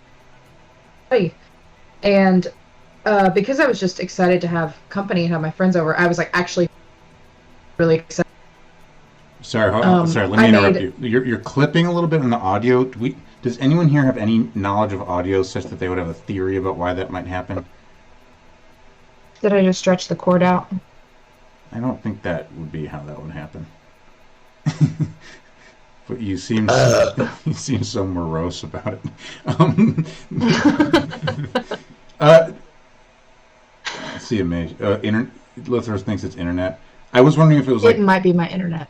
Okay, then let me actually tweak my thing. I'm going to lower the bandwidth. You're going to look a little more fuzzy, but that's okay. Okay, let's just say again. You're saying you were out with people. Oh, and I came back to my apartment, and everybody was there, and I was like, oh, are you guys tired? And they're like, yeah, we're so tired, we have to pull an all-nighter. I had already taken this class like 2 years ago that everybody was studying for. So I was like, okay, well, I'll make coffee and I'll help, you know. And I made a pot of coffee, just like I made coffee every morning and most evenings. And like maybe an hour later, everybody drank their coffee, and suddenly everybody's like bouncing up any. And I was like, what the fuck is wrong with you guys? Like, they were completely out of pocket. And they were like, it has to be this coffee. And then one of them went, and I used to, because I like never really made coffee before, I would just fill the way up to the top of coffee, because I thought that's how you made it. And I still make it like that. But so everybody was like super jacked up on caffeine. I drink like that all the time because I was so, you know, whatever. And they were all bouncing off the walls. And at one point, I stepped outside to smoke a cigarette in my truck. And then I drove a truck all the way through college, Butch Queen. And well, somebody came out and we were talking, and then we ended up just sitting in the back of my truck. And then, like, one by one, everybody filtered out of the. We were all sitting in the bed of my truck talking and, you know, shooting the proverbial shit. And somehow the conversation shifted to, like, how much some of us had changed, and, you know, how we'd grown as people. We were friends with people we weren't when we first got there. And one of my very dear friends, who I wish I got to talk to more nowadays, said, you know, like, I think, because I was like, I don't think I'm any different. And she was like, you've changed so much, you just, like, don't even realize it. You're so much, like, a better friend, and, you know, I'm, like, so lucky to have you in my life, or what. To me, this was at a time when I didn't cry in front of anybody under any circumstances ever. Like, not even my mother. And I like open mouth wept in the bed of this truck. And it was like a really gorgeous moment, and seems a little pedestrian to think about it now, you know, but it was just as like dawn was breaking and they'd completely given up tests, you know, sitting in the bed of this truck like hugging each other and talking about those things. Are like, when you have those things with anybody, they're so special, and you just don't know until you get away from And I think about that everybody's free to wear sunscreen. Does that ring any bells for you? No, what is that? So MTV would do this thing in the late 90s where they would say, like, oh, it's the class of, like, 95. And they'd have some famous person read, like, an essay or give a speech or something. And I think Chris Rock doing There's No Sex in the Champagne Room. Uh-huh.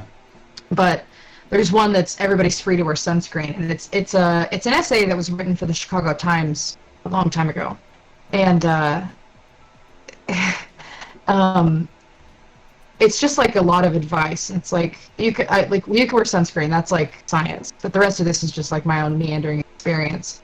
And they said one of the things that is really important is when you get older that you remember the people that you knew when you were young, because they're the best link to your past and the best hope of who you'll be in the future. And I think about that a lot. I'm such a softie. I really hate that for me. No, it's wonderful. No, it's wonderful. Hell yeah. I don't know, I just, I feel it's so, people let each other go so easy. And we're in an age where it's so much easier to be connected than it ever has been, ever in history. You know, like my mom has all these like letters that my dad wrote her. Because they worked opposite shifts, so when they would get in a fight or something, they would leave each other notes trying to make up. Oh. Which is super funny. Great. But you know, I think about like, as we've sort of commodified the way that we speak to one another, I think we miss these things now because it's one of 6,000 things rather than like a physical thing you can hold in your hand. I think and about it should that. be easier. I think but about it that with like the past, like goodbyes meaning a really different thing. You know, if like you literally are not going to like be in this state for like, I don't know, years or whatever, and then it's like the only way to contact is like a fucking piece of paper carried by a horse. Yeah. You know? Oh, yeah, I mean, it's like people who like moved west, it's like you get 2 letters. Your parents would get 2 letters from you for the rest. Mm-hmm. Like, how do you write a 3-page letter and try to tell them what's happened? Yeah. No, they tried. I mean, you know, Lincoln and his wife and Napoleon has actually a bunch of these letters. Yeah. To Josephine, and it's just you know, very emotional. Because Napoleon was like that. But you know. Hey, she had beautiful upper arms. Josephine? Yeah, she had beautiful upper arms, and she always she dressed herself in the visage of, it was like sort of the style of the time, but she would always dress herself in very sheer things, and always had bare arms, which was very not of the time period. And she always made sure that when she went to a party or something, she arrived several hours before any of the guests and got ready there. Descend the staircase rather than walk in the... Oh, wait. I messed up the thing. Rather than walk in the what? Rather than walk in the front door dressed and entering like a commoner, she would go to the party hours early, get dressed up, and then descend the staircase, yeah, as though she was just walking down from heaven. Love it. Josephine was a smart-ass lady. Yeah.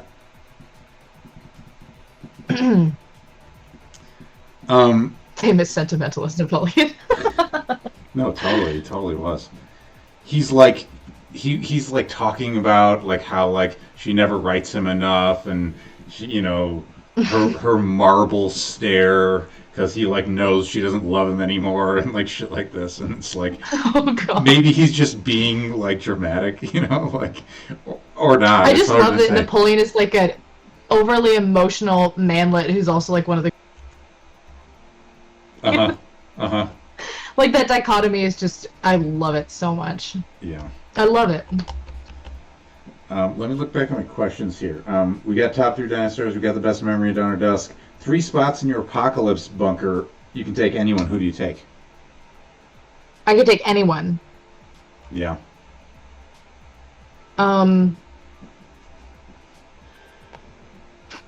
Just taking all 3 of my cats.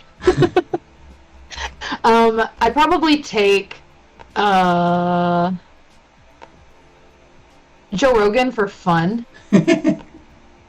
Just for fun, and because I think he's handsome.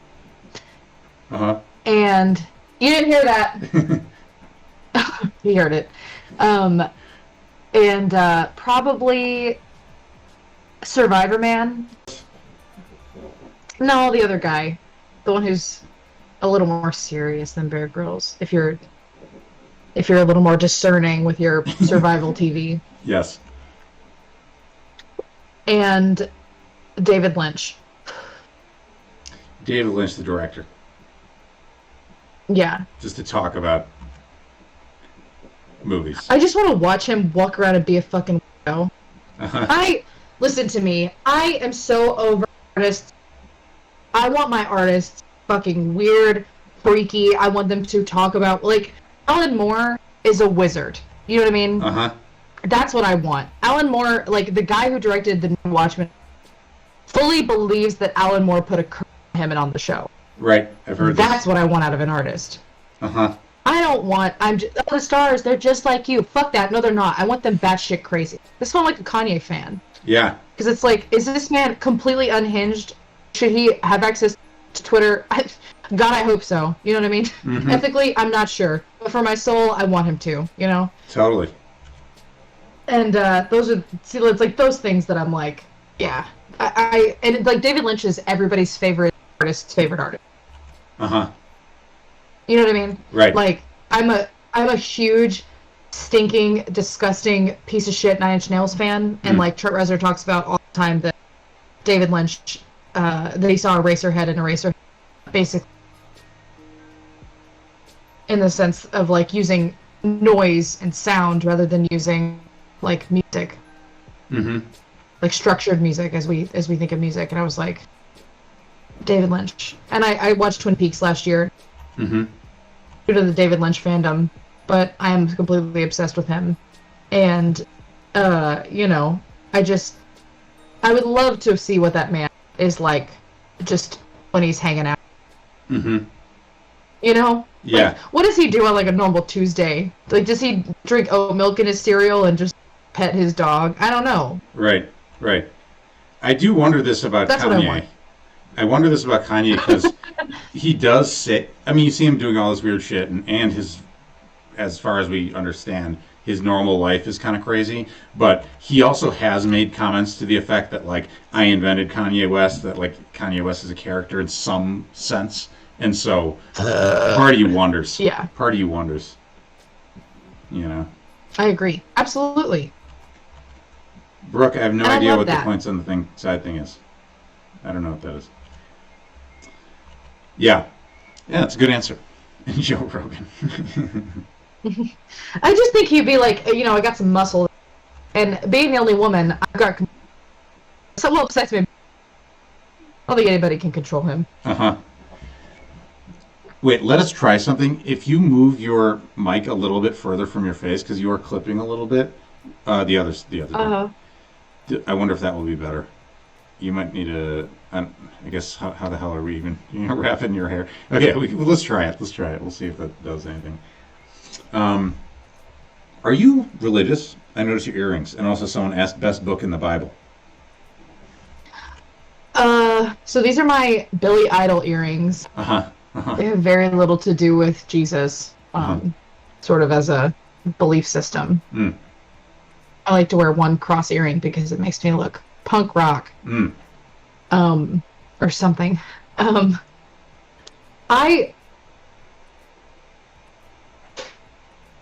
That's a big question.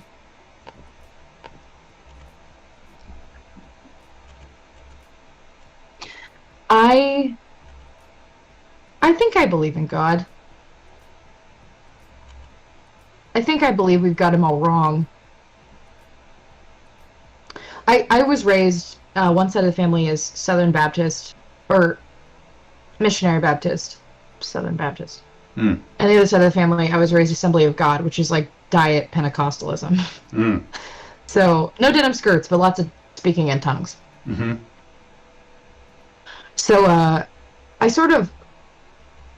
was a very inquisitive child when it came to religion, and I heard a lot of hard and fast rules. You got a lot of those in religion, Christianity. This is true. This is how this happened. Right. And on one side of the family, I got this very literal biblical interpretation. And on the other side of the family, I got this really sort of like more esoteric,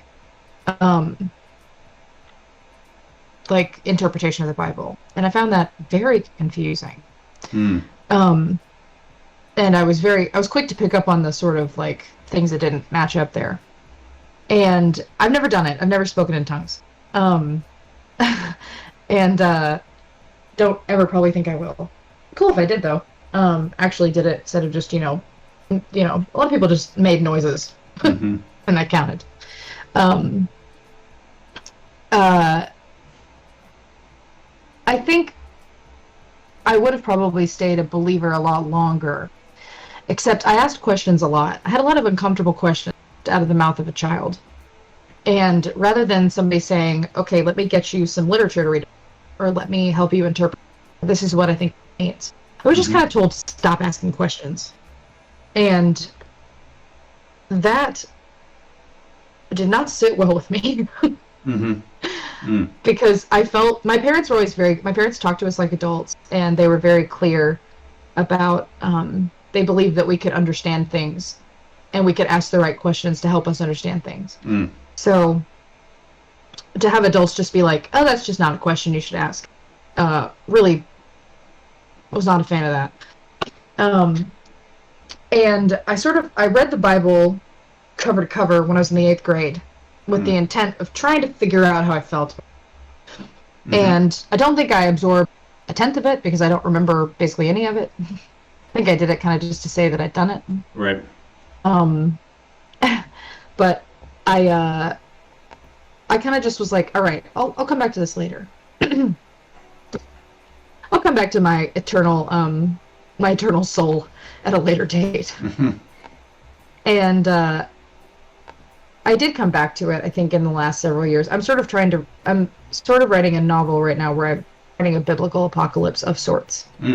So I'm trying to read through the Bible and sort of, pick it for ideas, make sure I'm really designing this apocalypse in a way that fits my interpretation of God and also is not entirely like a fan fiction of the Bible, They're not doing an alternate universe Bible. Right. And I think what I'm coming to grips with is sort of, I just don't like the idea of anybody doing, which is, I hate that because I have friends who go to church all the time and I'm like, yeah, I just don't need anybody to tell me what it means. I'll figure it out. And that sounds super like arrogant and annoying. And I don't mean to imply that they need someone, but I just don't.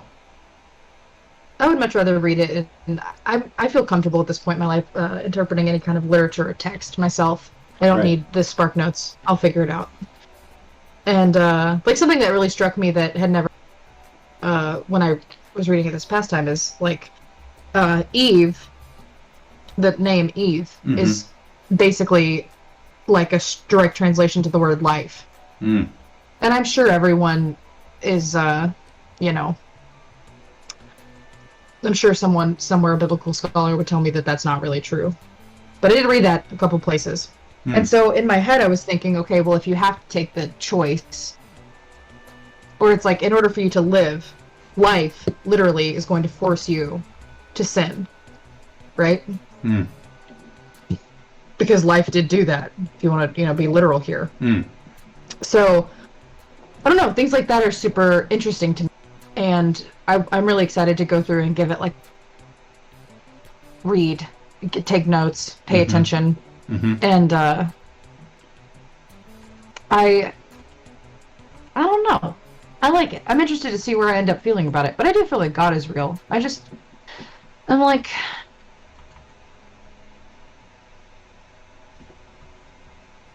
I'm just, I guess, a contrarian when it comes to this stuff. Because I guess this was one of the first really authoritarian structures that I was in that I really I like school, but I just did not like church. That sounds like such a fucking 2010 atheist thing to say, but... It is what it is. You know, it is what it is. Yeah, for me... My favorite book of the Bible, though, hands down, it's Esther. It's not even close. Is which? Esther? Esther. Uh-huh. I can read it in 15 minutes. It's a good story. Uh-huh. It's got cool characters. I like it. So, just so I'm clear, is Esther with Esther and Mordecai, and is this the same thing as I'm thinking of with Xerxes? Xerxes. Xerxes. Oh, this is a different thing. Yeah. I'm echoing again. What the fuck? I literally don't... I did not change anything. So, Esther... She's a concubine. She's Jewish, right? She's one of Xerxes' ladies in waiting. And I think her brother, her cousin, I'm not really sure. It's been a minute. I'm not quite there in my read-through yet. Tells Esther, listen, Xerxes is going to kill, like, a lot of the Jews, and we need you to stop him. And Esther's like, I don't know what you think about... I really want to do drunk Bible stories, but I think that'll get me blamed if I put them on YouTube. Esther's like, I don't know what you think about my little position here, but that's not really how it works. Like, I don't just tell the king what to do. So, yeah, somebody put it in as Xerxes. That's in... Sorry, I guess I'm echoing. I don't know why the fuck I would be echoing. It's bothersome to me, but I don't know what I can do about that. Wait, so it's Xerxes in one of the translations? In, like, the King James Bible or something? I'm, like, 99% sure it's Xerxes. I could be wrong about that. Well, I know it's like he's the guy that they fight in 300. Yeah. All right. Oh, okay. Or Ahasuerus. Ahasuerus. I can't fucking read. Yeah, it is Mordecai though. Right. So I guess she is his wife actually, because his wife, yeah. Am I echoing his now? first wife didn't obey him. But yeah, so she's like. Yeah. She's like, I'm gonna get it up in my best, Sunday best, and I'm gonna, take a good bath, my skin oils and everything, and I'm gonna go get. I'm just gonna walk up and talk to the king, which is like how you get kilt, That's how you get motherfucking kilt as a concubine. And because she was so pretty and so sweet and so modest, yeah, so nicely, he was like, okay, I won't kill all your people, and he didn't. Right. I love that. Just. Chicks, what is it? Chicks rule. Yeah, the reason I wonder is because babes rule. The way I think it is in Judaism is that it's not like in the Torah, but it's in a secondary thing that is for Purim. Yeah. Yeah. Whatever that thing is called. What is that thing called? I know what you're talking. You know what I'm talking about. You're not Jewish, are you? I am. You are! I am. People of the book. That's exciting. I've actually never, like, known a person personally who is Jewish. That's amazing to me. There's not a lot of it down here. There's really, I think my hometown has a Jewish temple, but I didn't ever know anybody who was either consider themselves, like, ethnically or religiously Jewish. I'm happy to. I was talking to somebody recently who were there just like, I don't know about Judaism. I just haven't ever learned anything. I was like, oh my god, what do I do? what do I explain? I got like the yeah. I got like the public school version, and then like anything I could watch on TV about it, Right. The what was the thing that I thought? I sang a song in Yiddish once. Nice. Just once though. Do you know about klezmer music? I do not. Klezmer music is a great Jewish culture thing because it's not like biblical, but it's like this really wacky sounding music that has like clarinets and just like it's real wacky. Like you hear it, you're like, holy shit. How do you spell that so I can write it down? Klezmer. Huh? Maybe I can put some real quick. Let me just find something on YouTube that I can get into it. So I can turn on some klezmer music. Klezmer music. You may need to unmute Twitch to hear this. Okay. I won't talk then.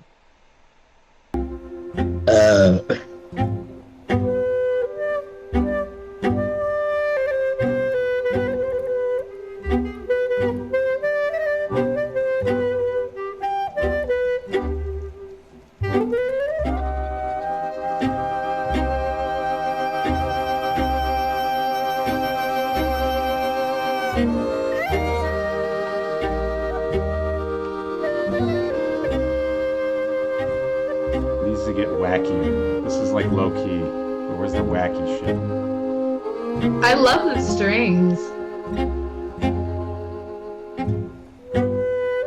I'm gonna skip forward for some wacky shit. There we go.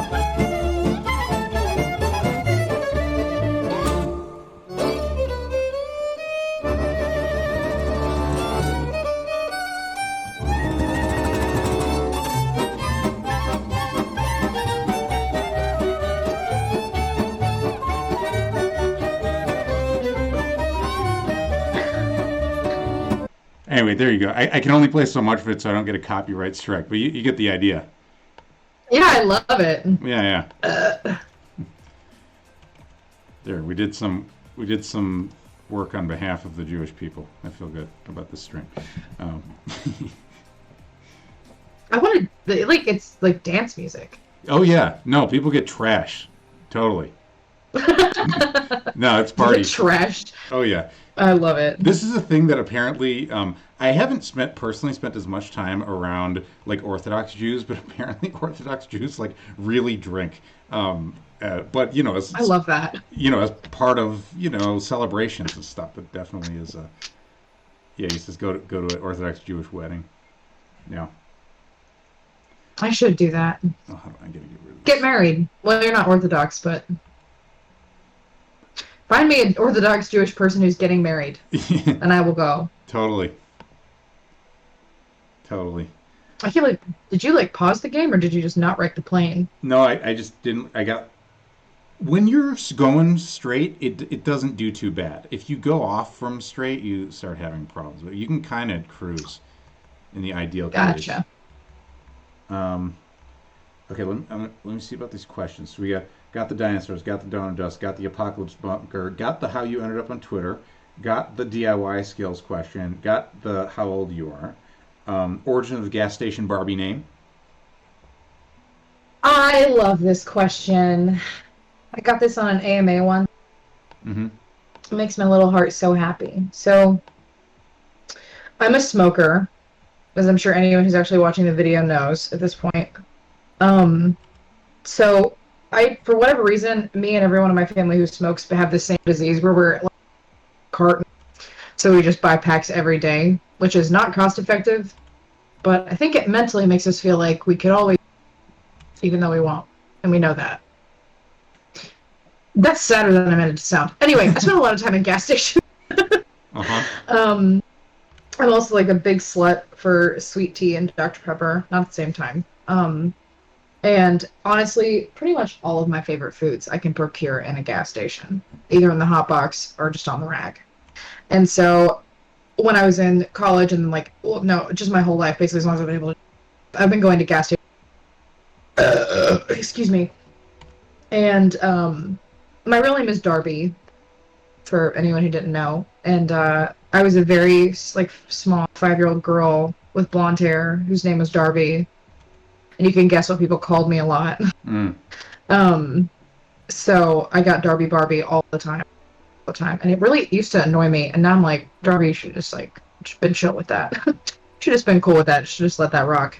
But it's been I've spent so much of my life in gas stations going in and out. And I've always kept really strange hours stuff. So I've always been like a night owl. Mm. And I love gas stations. I love them so much. I love that they're dirty, they're dingy, they're a place of like transients when you're moving thing to another. They're like a necessary stop because everybody, even the richest person in the world, well, maybe not them, but most people have to go to a gas station. It's true. You know, it's a true equal. It's like the subway in New York City. You know what I mean? Like everybody rides the subway for the most part. So to me, it always just felt like. I feel like when I walk into a gas station, I feel like I'm home. And the gas station Barbie thing came about because, like, you've ever seen like those like they'll sell kids' toys in gas stations, you know, and they're like just awful cheap plastic made in China things, but occasionally like the dolls are like knockoff Barbies and they look like shit. You know what I mean? Like they just look horrendous and like their faces aren't painted on right. You know, I grew up with my mom. I was very big into Barbies. I don't fuck with Buc-ee's, and I'll tell you why in a second. They like. So these like Barbie dolls were just like they always look so fucked up. But the thing is, like, even on my worst day in a gas station at 11:30 at night, I'm normally the best looking woman around. You know what I mean? So, like in the gas station, no matter what, I'm the belle of the fucking ball. And I don't know. There's just something. I love it. They're trashy. They're disgusting. They're, you know. But everybody's got to walk into them. It's like just a reminder. It's like, listen, you're not better than me. We all go to the gas station. The reason I don't like Buc-ee's or certain, like, you know, really nice Shell stations and things like that is because I don't want to have a luxury gas station experience. Is that what that is? I want to walk in. Buc-ee's, their gas stations, they're mostly out of town. But you walk into them, Michael, listen to me. Yeah. You walk into them, and you will walk in near a cash register because you check out, and there's like multiple sections of cash registers because these things are like little Walmart, and everyone smiles at you and they're like, "Welcome to Buc-ee's, welcome in, hope you're okay." Ugh. Fuck no. I want an old man.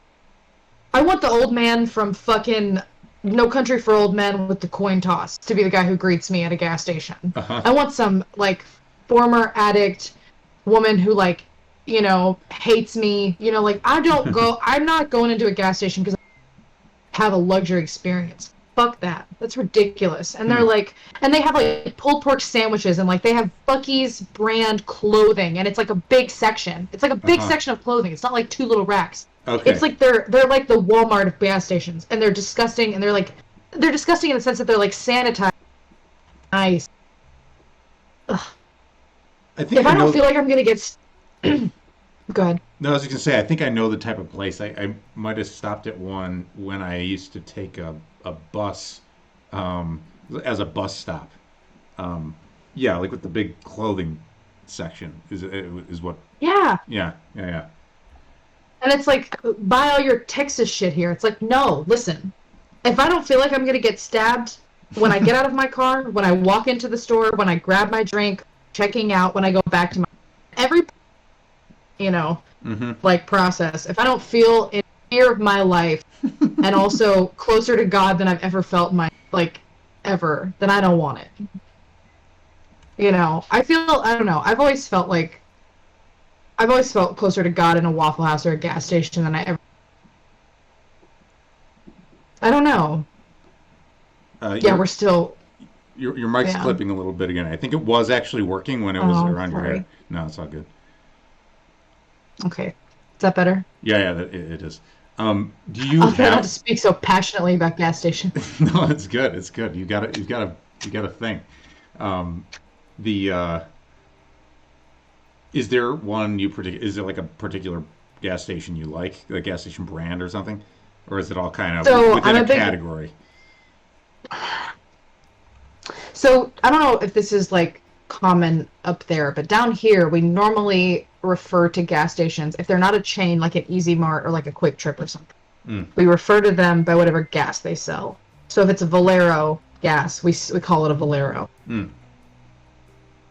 And if it's if it's like a shell, we call it a shell, shit like that. Mm. I personally am a big fan of Easy Marts because even though they're a chain and you can expect roughly the same thing in all of them, they're all still complete pits. They're always terrible. And I'm not a big fan. I'm not a big fan of like a Love's, for instance. Like Love's is a good example of a gas station because most of the time they're too nice. Where I used to live in Oklahoma, I frequented a Love's station because it was the only thing 24 hours.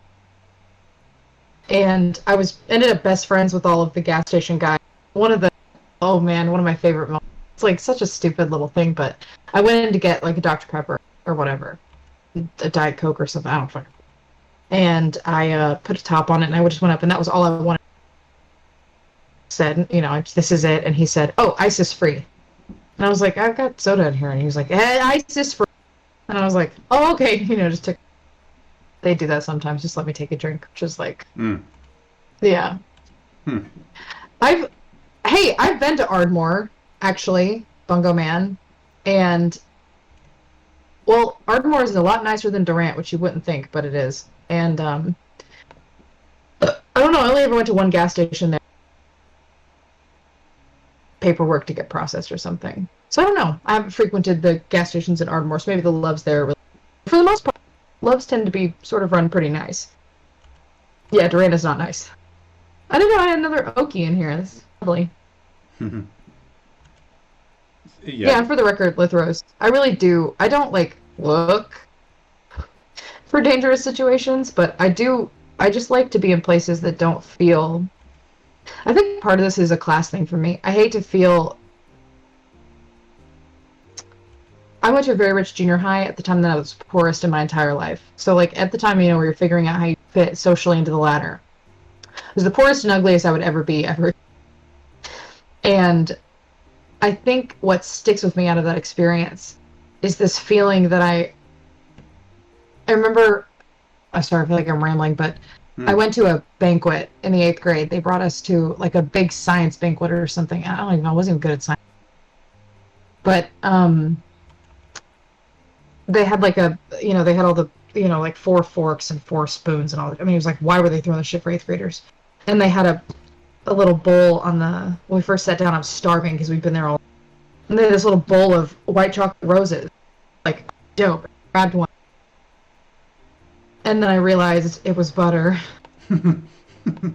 because I'd never been to a place where they serve butter like that. And it's not, I was an 8th grader. It's not. But it's super funny to think about because everybody just they knew and I didn't know. And I remember just sitting there and being like, I just love butter, just trying to salvage the situation, And I think, yeah, everybody laughed and thank God to grader. It's worst thing you can do, something stupid as shit like that.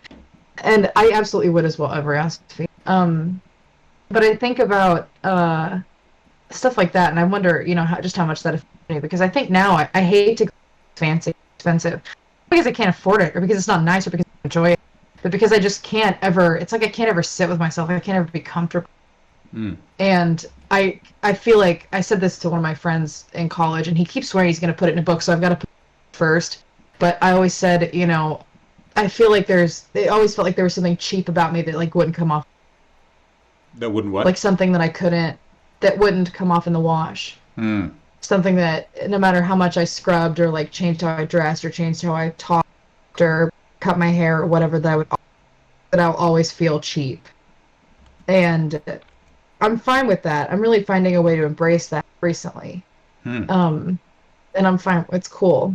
But part of it was I feel like every rich girl I knew was really mega skinny and slight and just tiny and petite. And all the women in my family are these huge hulking brutes, and they're shaped, like women. Not to say that skinny women aren't women, but very classical, shapes and things like that. So I always felt no matter, I always felt like a pig in lipstick kind of thing. And I'm good with that now. I know, but it is just so funny to think about little 8th grade me so desperately hard to not seem cheap and then doing something as funny as popping a piece of butter in her mouth. I love it, and I laugh about it because it is funny. It used to be so mortifying I couldn't talk about it. Now I just think it's hysterical. Right. People are different And I about don't, that. Do it. People are different about that. Where I've met people where they still like. There's some shit they like. If they think about it from themselves in the past, they're like they have to cringe so hard. They're like still like gonna die. I think I might still have a few of those, but I like to think I work through them. You know. There are a couple things that I think I still probably shit. I can't even talk about. Sorry. Oh no! Oh no! Oh no! We're good. No, we're good. Oh we're good. no! We're good. We're good. We're good. It never happened. That's so funny. I love it. We're good. All is well. F in chat. We're good. Oh boy. It's really hard to do this without my controller. I'm usually I'm okay at this game. At this time, I'm a freaking disaster. Slew mode. Let's go. Sure. Blame the controller.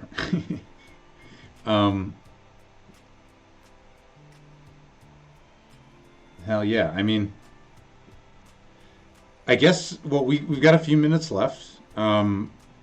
I feel pretty good about us having sort of like, covered anything we like should or whatever, but like, do you have more you wanted to sort of topics that interest you, and also chat, of course, is welcome to ask questions. Oh yeah, for sure. I don't know. Let me think. Yeah. It's hard for me normally to think, but I do my best. Mm-hmm. Yeah. We got the pineapple pizza question. I don't care. That's a good answer. Like I know that's like such a like shitty answer, but like I don't care. I don't actually like pizza that much. I personally like to call people by their middle name when I'm being sassy. Mm-hmm. How did I get into acting? I started singing first. I took voice lessons for like several years and just never even sort of there wasn't any acting, like kids acting, besides like church plays or something that I did. And then I ended up auditioning for a local company was doing for kids, not like the kids version, but it was a youth theater, and I sang the B-52's Rome, and I got in, which I should not have gotten. Most kids did like 3 years of auditions before they maybe sort of got a call back, and I got in the first year just on the grounds of singer, and then after that I was like, I got the bug. Like I was completely bitten with it, and I loved it. And I like performing, not because it's like a ego thing, but because for me I like the idea of understanding people well enough that I can walk around and that was always what appealed to me. That you can walk around start and do getting what? into shenanigans in somebody else's skin, to understand people well enough that I can, because I feel like it's super, like I think there's nothing worse than actors who are super arrogant. And for me, I always liked, I felt like it was an honorable like thing. I had a duty to do it and do it well. Because to create characters that serve your idea of how the world works is to do an injustice to people everywhere, because it's not about you. It's about people. And if you're paying enough attention, people will tell you everything you need to know about them. You watch them move, you watch them talk, you watch how they react to things. And so I feel like if Ken said that, like in Mesopotamia, they didn't prize intelligence, they prized the ability to pay attention. As like their like that was like the highest, chief virtue or whatever. And I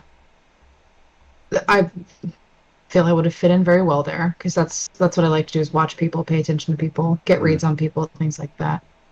Hell yeah.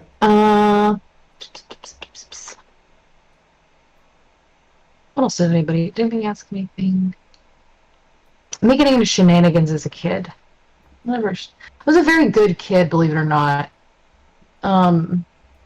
It was more of a Hellraiser's, and I tried very, very hard to get one of my teachers to sleep with me after I graduated. I failed, but I tried very hard. My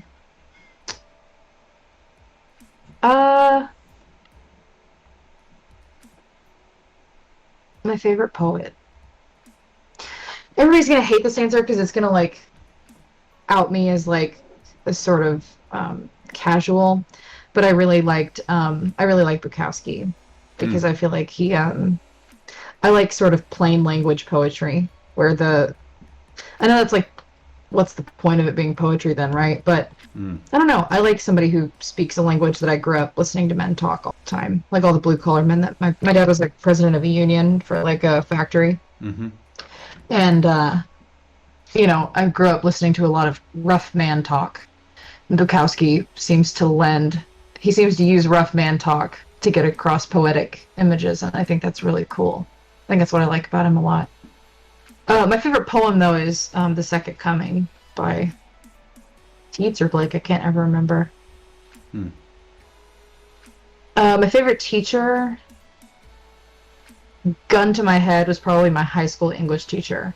I feel like I always say, like, the girls in the gang saved them. And I ate lunch with her every day. We don't talk much anymore. She's been busy having, like, 3 children. So good for her. And but she was the first person who ever used the word centrism to me in a sentence, and I was like, wow, you can do that? You can like, not pick, you know? That was really funny.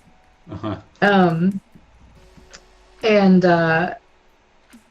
she was like a very much a gift to me at the time. So I feel like when you're a teenager, all you want is for to like think that what you have to say is interesting or important, and she always treated me like that, and that really had a huge effect on me. And I went to her wedding, and that was really exciting. It's great. I'd never been to a wedding before.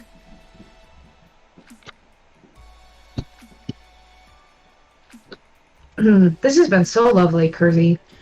I'm very, very grateful for this. Totally. I'm glad that I was able to get you.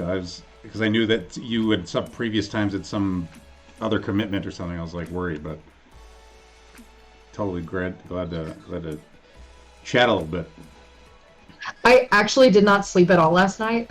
And then because I worked an 11 p.m. to 7 a.m.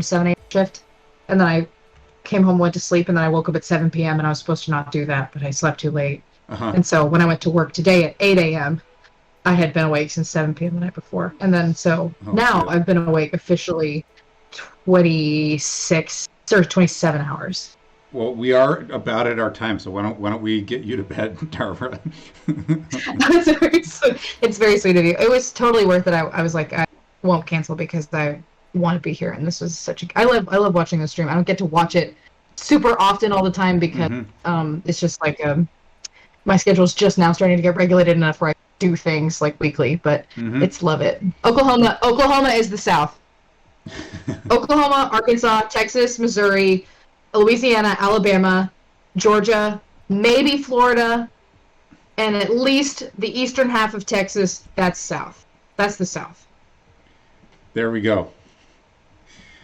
All right. Made an executive decision. there it is. There it is. It's been set forth. Darbra, great to have you on, and obviously our audience, thank you guys for coming on to chat with Darbra, and you know where to find her on Twitter. And then this will go on YouTube as well. Yeah. I guess have a good evening, everybody. Thank you so much. I'm really grateful. All right, get some sleep. Good night, everybody. I will.